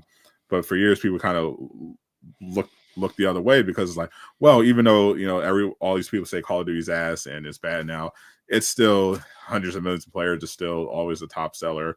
So yeah, I guess it's fine. But now we're finally at a situation where actually no, it's not fine now, because there is a lot of competition, legitimate competition now. Not even.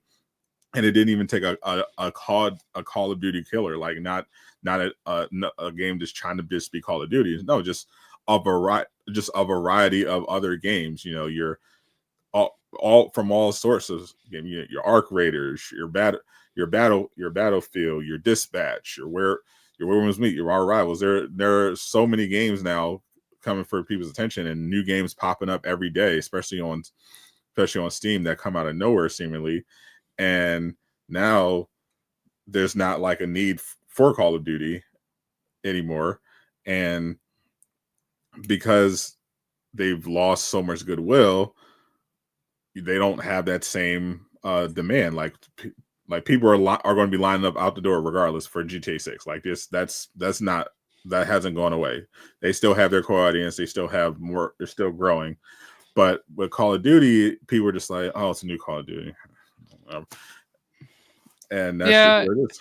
It's becoming more and more that way too. I think people are like, they've last year's Call of Duty campaign was a huge mistake. They they made it like just open sandbox, and people hated it. I haven't tried this campaign, but it sounds like people aren't that thrilled on it either.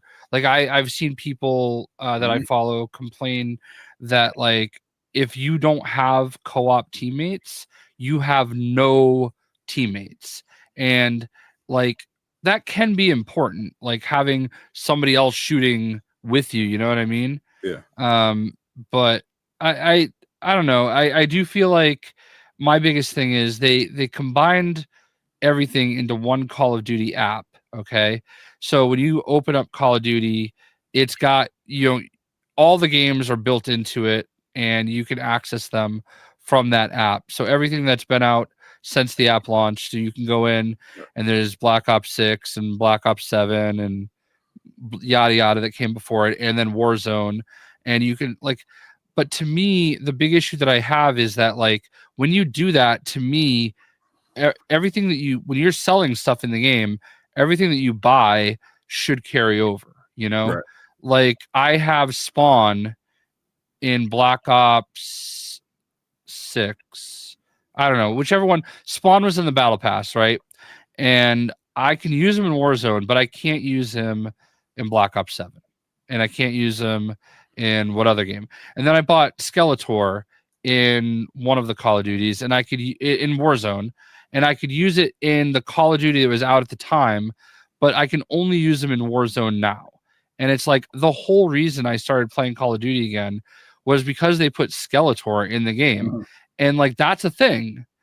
In Modern Warfare 3, gotcha. So like, my thing is that like, you've got to have, if you're going to do that, you have to find a way to blend it all in, because that's the thing that we all hate. And it's a thing that like, 2K deals with, is, you build up all these characters, and then it's the new game is out, and that doesn't cross over, but that's the thing that everybody loves about Fortnite, is because other than the Lego mode, where not every character has a Lego version, you can use your skin in every game mode that they have. And I feel like if you're going to do microtransactions, and you're going to have this big platform, which Call of Duty tried to be, you can't, it's just confusing to like, oh, I own this, but I can't use it in the same app. Like, I don't know. They got to figure that part out. And it's intentional. Like they're trying to nickel and dime everybody. And I think the thing people hate most about microtransactions, not the people who hate spending money, just in general. I think the biggest problem is that microtransactions, for the most part, always done by these companies in bad faith, with the intention of just milking the players. Like Helldivers 2 has microtransactions, but no one complains about it, because you're getting fair value, and they're it's clear the devs didn't put them there just to fuck with the players. They did it because they were like, okay, well, we need to support the game with some microtransactions, but we're going to be fair about how we're going to do it. And if more companies did that, if they were going to do microtransactions, most people wouldn't have an issue with it, if they're, especially on a live service game that they're getting continuing updates on and value out of. And I feel like Activision has just for years now, across all their products, just prioritized and shareholder value over everything else. And I think that's been a really big problem with the game, with the AAA gaming in general. And we'll see how it works out, because one of the solutions that have been pitched is going private, and we're going to see how that works out with EA, who just went private with the Saudi wealth fund. But Ubisoft is apparently going to be following potentially them. We just started getting reports that they were about to get potentially bought out by Tencent, which wouldn't be a surprise. They already did that weird restructuring thing with Tencent already, where they split off their IP, their more valuable IPs, into like a separate entity that Tencent invested in. But now we're hearing reports that Tencent's just going to outright buy them out and take them private. We also heard that there's also a report that the Saudi wealth fund, the same one that bought out EA, submitted a bid to buy Warner Brothers, because they're on the market. They're entertaining offers right now. Like they rejected an offer from Skydance and Paramount, I believe. Skydance and Paramount merged. Oh, okay. That's right. Yeah. But they rejected that bid. Sony was rumored to be in the running, but they denied it, and Sony definitely doesn't have the money to make that bid anyway.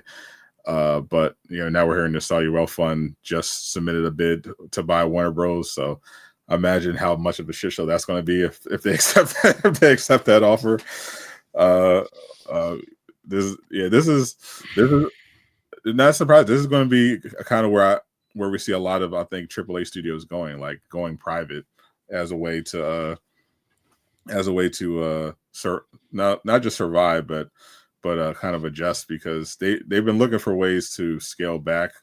You got the rise in production costs. A lot of them realize they've grown, they've expanded too much, and they're going to be looking for ways to cut costs. And hopefully it doesn't too negatively affect the quality of the games. It remains to be seen how, so far, obviously people would morally have issues with the Saudi wealth fund, but from what I've seen so far, they haven't really reached in to say, hey, you're going to make games like this now. But I don't know. It's always kind of sketchy when you're dealing with the source stuff. But I mean, this is kind of where it's at. It's interesting. Warner Brothers is making this route, taking this route though, because even though they've been in debt, they've actually been having a pretty good year in particular. This in 2025, like they had a pretty crazy run of box office stuff. Obviously, their gaming division is in a bit of a down year because they did like a whole big restructuring thing to double down on Hogwarts Legacy, Game of Thrones, DC. So that actually does look promising, even though it's going to be a couple years before it all comes to fruition. But if they go private now, ooh, I don't know. I had a tweet recently that like got a little bit of attention because there were rumors about the next, like, TT's already working on the next Lego game, and I just quote tweeted, I can confirm it is not Lego Game of Thrones. And I actually can confirm that it is not Lego Game of Thrones. Yeah, Jay is actually on the board of directors. I did have an actual conversation in Germany about how I thought Game of Thrones would really work as Lego in certain ways, but then of course it probably wouldn't. Yeah. But and then I was told, oh yeah, we're definitely not doing Game of Thrones. That would never work. I don't think Lego would even approve it. So I'm like, well, all right, I could scratch that off my my dream list. My money's on Lego Harry Potter. Yeah, I mean, that's something, from what I understand, that was an option before they went with Batman. They were at one point working on a Lego Disney game, but that got canceled. They were going to do it with the 100th anniversary. It was like, it's supposed to be called Lego Mickey and Friends. I think, yeah, looking at Warner Bros. Yeah, strategy. I'm going to assume it's Harry Potter or DC related. Right, and that's why I brought up Game of Thrones. Like, oh, that's something you already have access to, and it would be something that's different that you haven't done yet. And I do think some of the the luster of Game of Thrones has worn off a little bit. A lot. because House of Dragons, like, there are still people that are always going to be super passionate about it, but for sure, we still haven't gotten that book yet. Like, not that I read the books, but like, the people that do, like, they're still waiting for that goddamn next book. House of Dragons, I don't think it really did as well. Not even a fraction of what Game of Thrones did. Of course. So, like, they're already talking about possibly doing spin-offs with like Jon Snow and like those, kind of getting back to that era and stuff. So like, I thought that would be really cool because there's a lot of characters you can do. There's a lot of stuff you can do, but all of it involves like murdering and fucking. So yeah, probably not going to work out. Two of the main characters are a brother and sister that have lots of kids together. So yeah, Game of Thrones and Lego, not a great mix. But Harry Potter, I think, would be a good choice because the Lego Harry Potter games they have now were made before. They're not modern.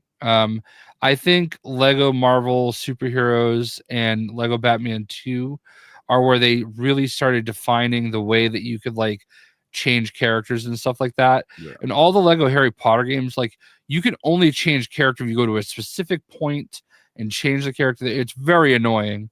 And one of the reasons I never really finished it, besides not caring about Harry Potter that much, but if you had a more modern Harry Potter game that did everything like the right way with good graphics, with the new engine, with all of that stuff, I think that would sell massively.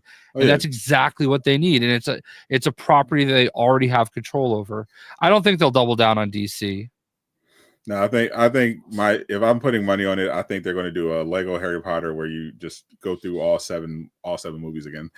Especially since they have the show coming up. They're going to want to have a lot of Lego. They want to have a lot of Harry Potter. They have Hogwarts Legacy 2 in development. Like they're really doubling down on Harry Potter because of how big it was for them. My only concern is, like, a lot of people are concerned with Legacy of the Dark Knight. You're only going to be able to play as 7 characters. And one of the things that I think that's been so beloved that TT Games has done is having these massive rosters of characters. And it's going to be very interesting to see how basically Lego Arkham goes. I think it's going to go very well. I do too, but like the traditional Lego fan is still like, I want to play as Killer Moth. You know what I mean? I think they're gonna whine and then buy the game, and right, and then people who don't normally buy Lego fans, more importantly, are going to also buy the game. We're gonna chase costumes instead of characters, but I will say I do actually hope they find a way to go back to that traditional Lego game where you are getting all those characters. And if we're gonna do a Lego Harry Potter, I do hope that they have the big roster and that you can easily go back and forth, because they never did that before. The other games that you had characters you unlocked, but it was like kind of a burden to actually use the other characters.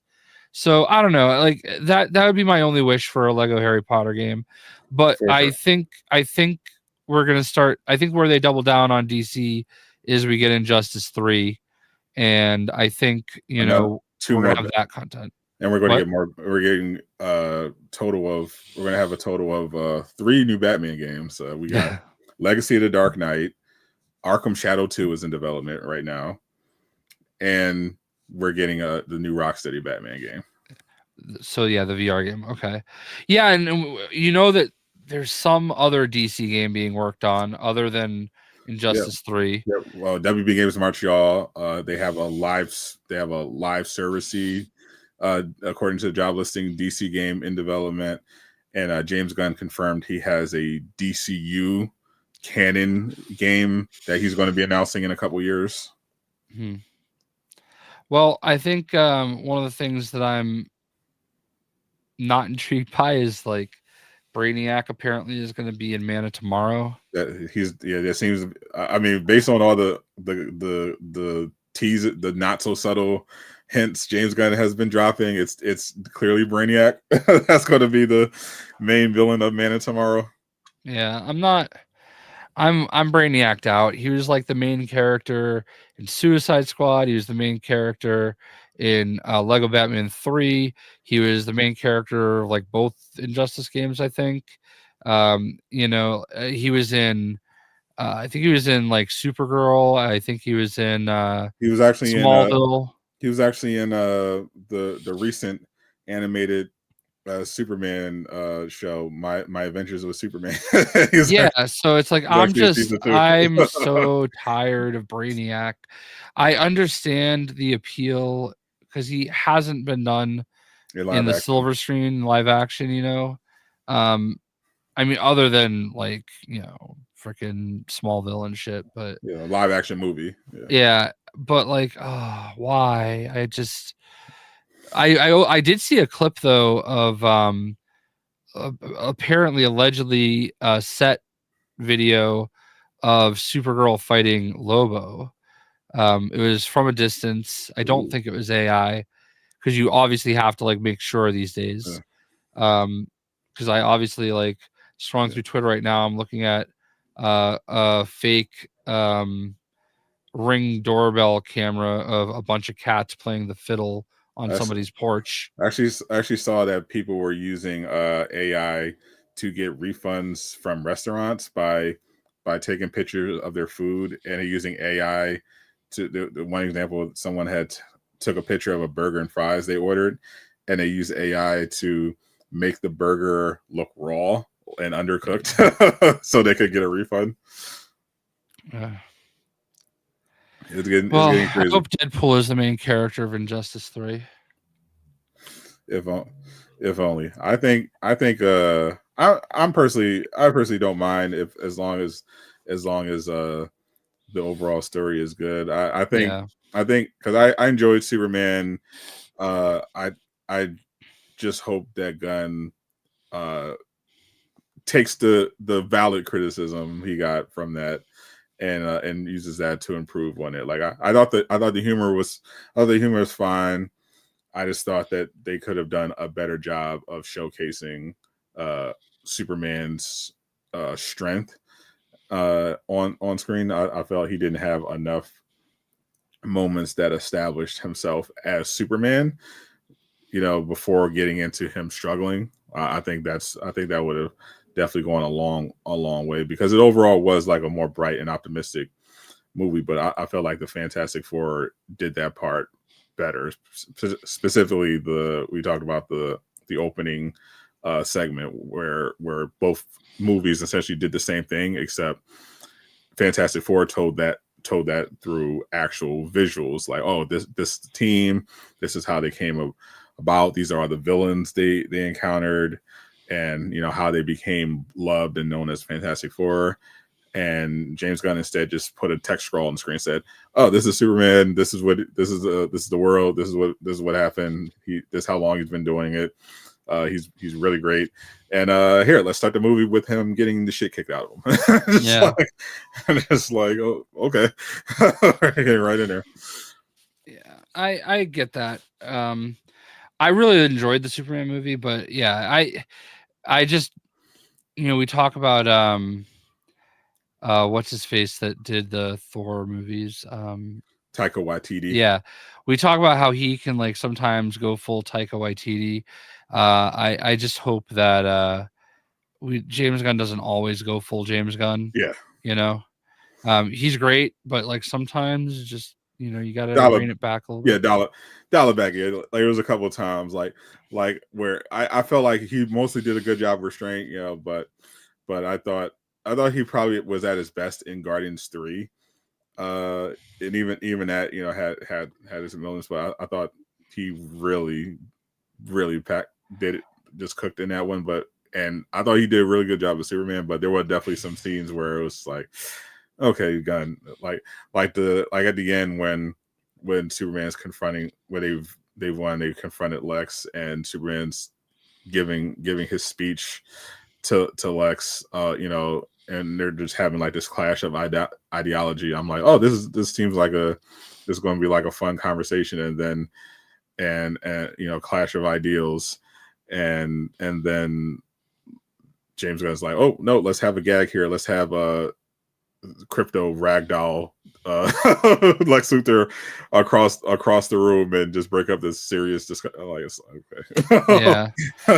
yeah. And I mean, you could appreciate some of it, but at the same time, it's like sometimes, like, it doesn't always have to be full goofball, Yeah, you don't need to always go for the bit. Like I look at Guy Gardner a little bit. I think he went a little too overboard with Guy Gardner, especially in Peacemaker. Like, I know he's not in it very long, but like everything is a joke with Guy Gardner. Yeah. And that's not really who Guy Gardner is. Guy Gardner's a dickhead.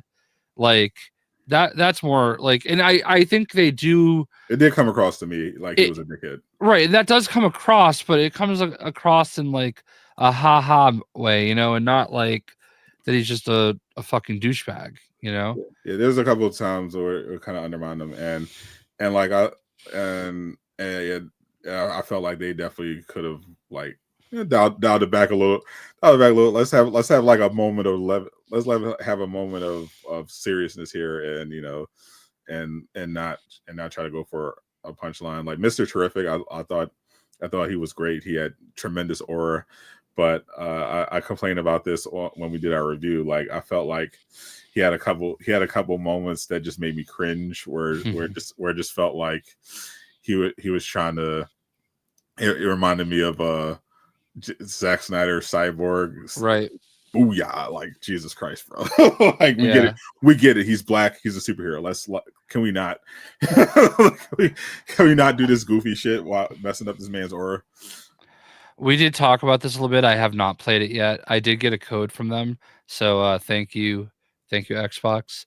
But yeah, we will. I can assure you, we will never get Sadat into Call of Duty. I'm not even going to try. Correct. that is one I will never even attempt. You just concede. You concede. So literally the only way I'm getting on Call of Duty is if they hand me a very, very large amount of money. to play the game and put all of his waifus in it. Yeah, I don't need the waifus, just the money. I have all the waifus I need in Dispatch. I don't need any in Call of Duty. Yeah. Just give me just as long as the check clears, I don't care. Just I'll play mid of duty and get it out of the way. Otherwise, not touching it. It's never touching my system. Yeah, I got to figure out some things with what I want to do leading into this week, because I feel like I'm disappointed, like, because it was such a big month of games that I enjoyed, some that I did not enjoy as much as I wanted to, and like I feel like a lot of them kind of tanked. I am glad that some of my Ghost of Yote stuff did well. Some of my Pokemon stuff actually did decent, which I don't usually have a lot of luck with that. But like, I went from Borderlands 4 to Pokemon Legends ZA to Ghost of Yote, and then the Outer Worlds 2, which I have a real love-hate relationship with that game. They really screwed the pooch on that one. The thing I hate about it is the skill checks, the decision they made. Well, have a good night. Okay. The decision they made was you only have 60 skill points available to you by hitting level 30, and like some of the skill checks you have to pass are like level 20, and like they want you to basically not play the game like an RPG where you try to be balanced. Maybe you have like one skill that you focus on a little bit.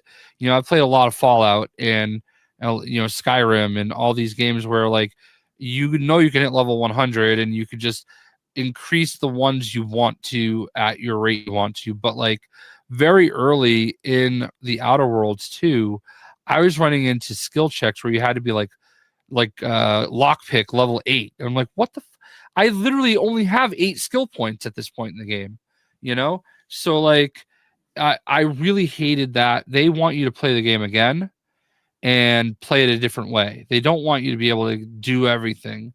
And I feel like I missed a lot of things in the game because I was trying to chase doing a little bit of everything. And I couldn't. It's probably one of the biggest design decisions I've disagreed with the most in any game I've ever played. I hate it. It kind of ruined the game a little bit for me. And towards the end, I just reached a fuck it level and said, I'm just going to finish it and be done. And I hate that because it is a really well-made game and I really enjoyed it, other than never being, it's no new game plus. You just get to a certain point and it's like, this is your point of no return, and once you beat it, the game's just over. I don't think there's going to be a new game plus. They're going to make you just play it over, and I don't want to do that. That's disappointing. But it's beautiful. It's fun. It's great. Like, but like, I'm probably not going to get to it. Xbox did. I did get a key offer, but I just didn't have the time because I'm like, well, I'm at the time I was playing this. I was busy with Dispatch, busy with Rivals, and I still got to finish Yote. So I'm like, I'm good. I'm gonna. And then you were not enjoying Outer Worlds as much as. So I was like, well, if even Jay is like having issues, I'm like, I'm out. And that was one of my most anticipated games of the year. That's probably like I'm still gonna give it like a 7 out of 10, which is I think a solid score. Yeah, but it easily could have been an 8.5 if I was able to just play the game I wanted to. And like I think having a level cap of 30, there might have been a level cap in the last game.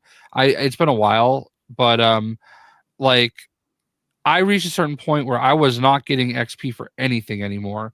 And I still had a solid chunk of game to go. And if I could have just kept leveling up a little bit, and like, because that's what I was doing in the first planet. I didn't leave the first planet for like so many hours because I literally killed every single thing you can kill on that island just to try to scrounge up XP so that I didn't like ruin my game again. This is one of the few games I've ever restarted because I didn't realize that I needed a certain level in order to not crash the ship into the main town and make everybody hate me, you know? So it does not vary with difficulty level, no. So I just feel like I just feel like they did themselves a disservice that way. It's obviously a decision they have to live with, and I understand that there are a lot of people that are fans of the game that love it. I don't. I like from what I've seen. Also, the sales were a little disappointing as well. It feels like sales for every game is disappointing. You know, it feels like everything is struggling. Nothing is hitting projections anymore. It's so rare that you're like, okay, so Dispatch, obviously you're going to look at the numbers and be like, "Oh, that's great." But if, Call of Duty had those numbers, you'd be like, "Oh, that sucks." You know what I mean? Like so some of the smaller games that you're not expecting to put up solid numbers are doing it, and that's awesome, and I'm not going to ever want anything less than that. I want them to be successful. No, but it actually feels like a lot of games. It was that the thing about this year is that we had a lot of games like really pop off because there was some pessimism about the state of gaming, but we had like so many games overall do well, but then we had some that we thought would do better that didn't. Like Monster Hunter Wilds, massively successful as everyone was expecting, but it ended up not having as much longevity because of the optimization and the post-launch stuff wasn't there. So after that initial massive amount of sales, that dropped off. But Assassin's Creed Shadows, despite all the grifting, ended up doing really well. Depending on who you talk to, some people will insist it did not. Yeah. Well, according to Ubisoft, this I think it was like their second most profitable Assassin's Creed game of all time. So according to them, they're happy. But Yote, obviously, we found out did great. But the Doom Dark Ages didn't do that well. Ninja Gaiden, it's a good game. Yeah, that was solid. Ninja Gaiden didn't do as well. But then you had a ton of smaller games. Obviously Dispatch, but before that, Expedition 33, massive hit. You had a ton of indie games that popped off. We had obviously just Where Winds Meet just had a big debut. Arc Raiders, massive debut. Battlefield 6, massive debut.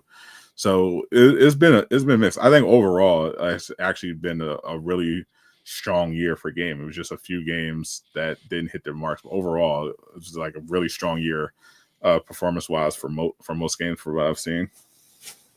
Especially the indie scene. I think the indie scene are the biggest winners of 2025. Like there's just so many indie games did just incredible numbers, and I love to see it because it keeps the industry fresh. Shows that there's still a big market, obviously, for well-made games, and hopefully bigger studios that had disappointments, take the lessons, the right lessons, and say, hey, let's kind of go back to basics and just focus on making good games instead of chasing shareholder value.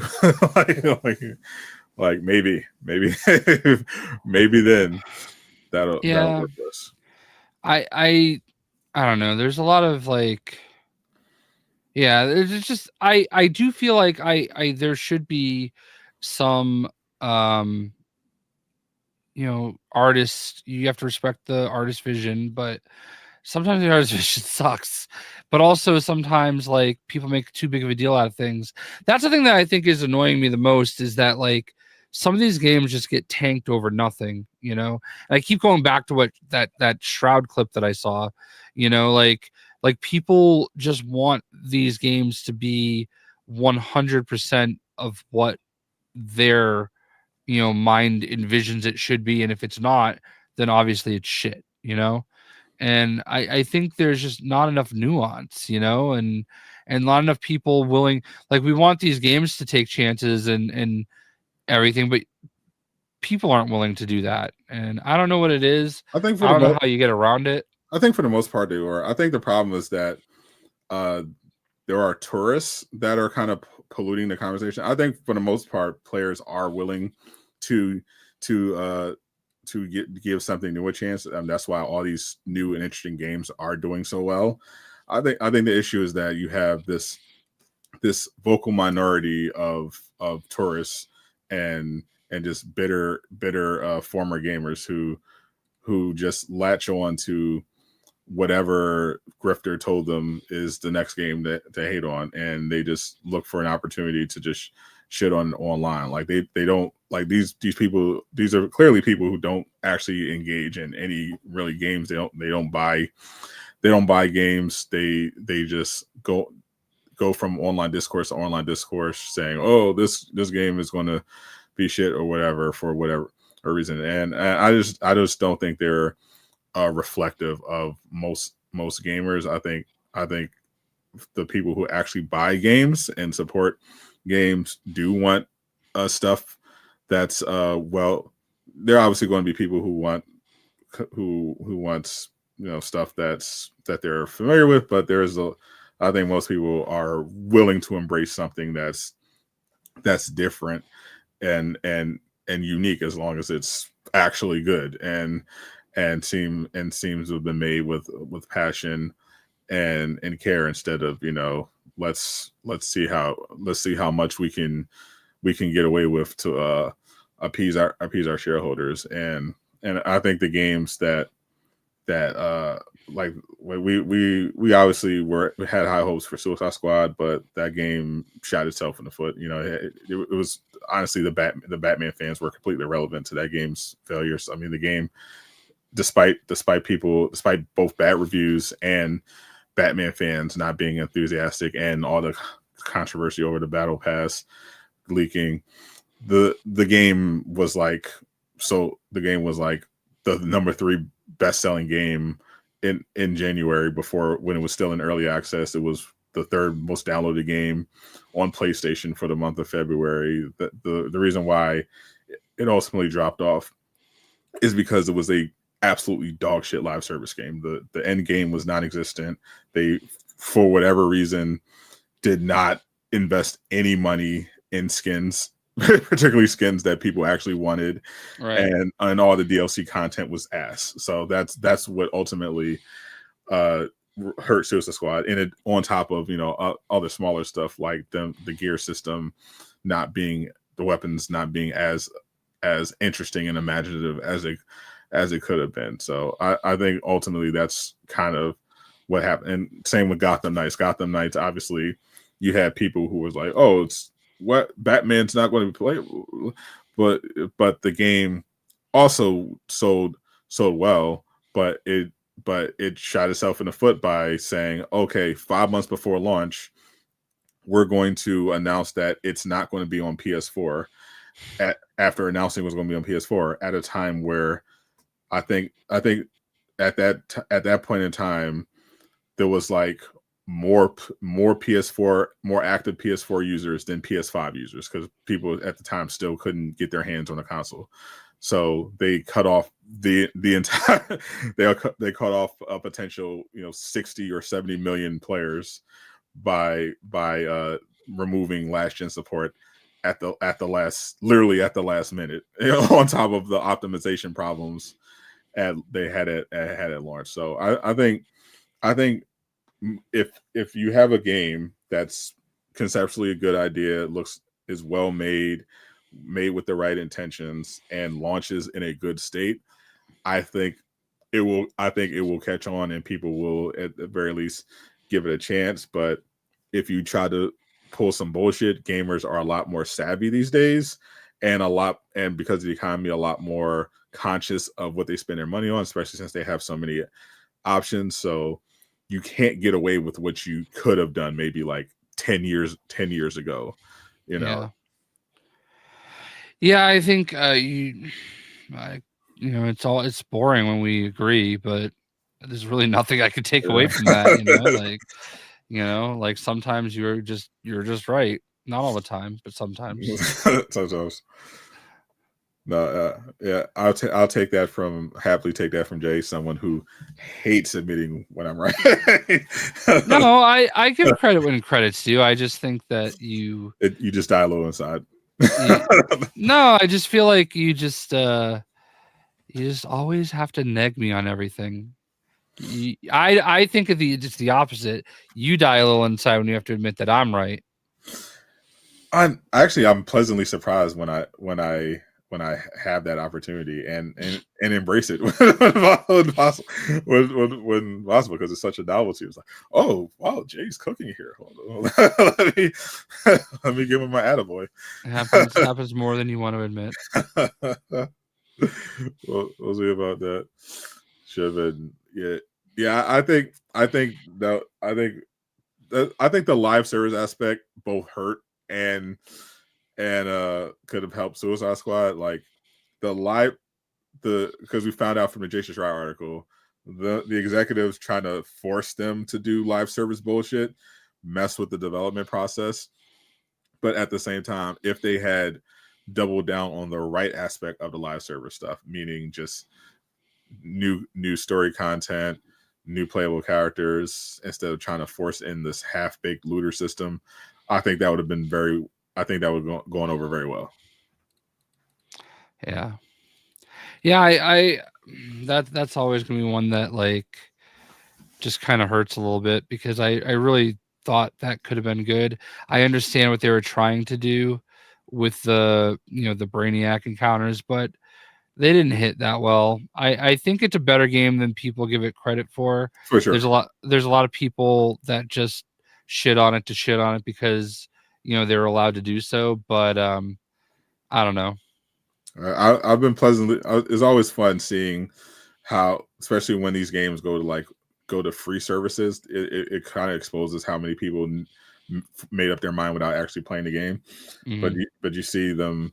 You see when they go on like a platform like a PS Plus or a Game Pass years later, it's like you'll see them say, "Oh man, this game is so good. Why did it get so much hate?" It's like we see like I think the funniest recent example was someone was talking about Rise of Hydra after being like the next chance to play Black Panther, because the Black Panther game got canceled. But they used because there was no gameplay out of Rise of Hydra. They used gameplay from Marvel's Avengers of Captain America and Black Panther. Mm-hmm. and yeah, all these people in the comments were like, "Whoa, what game is that? That looks fire. is that Rise of Hydra?" Yeah, that was always really funny to me. I'm like, bro, like, no, that's the game that you said was shit and the worst game ever, superhero game ever. Yeah, that's the one. Mm-hmm. But I do hope I do have high hopes for the Rise of Hydra gameplay. Hopefully, it does show up at the Game Awards, which is right around the corner now. We got the nominees tomorrow, and now that GTA 6 is well out of the way, hopefully they'll be ready to start showing us some stuff. Yeah, Wolf Among Us as well. Wolf Among Us 2, I really hope makes it out in 2026, because now I've got an itch for more Telltale games after finishing Dispatch. Waiting while we wait for that season 2, which seems to be inevitable. They mentioned that at first it was a question mark, obviously because of a lot of issues, but now with all the massive success, like, it's inevitable. They literally have to do a season 2 and more additional content. And I'm here for it. Critical Role also mentioned that they wanted to do a movie rather than a show based on Dispatch, which nice. I will gladly watch. Critical Role actually has a new show coming out in a couple of days as well that I'll also be watching. It comes on Amazon Prime. It's called Mighty Nine. I'm all about Critical Role and Dispatch ad hoc right now. I'm looking forward to more, and I'm excited to see what we get at the Game Awards. In the meantime, I think we can wrap it up here. Appreciate everyone hanging out. Once again, rest in power to our boy Slipshock. We miss you, buddy. And if you want, I'll be live tomorrow morning. I'll be doing like a watch party for the nominees, and and I will be crashing out if Dispatch is not nominated for Game of the Year. Just be warned that is going to happen. And Marvel Rivals new skins dropping. Yeah, I know I need to do some Fortnite soon. The Simpsons season is pretty cool.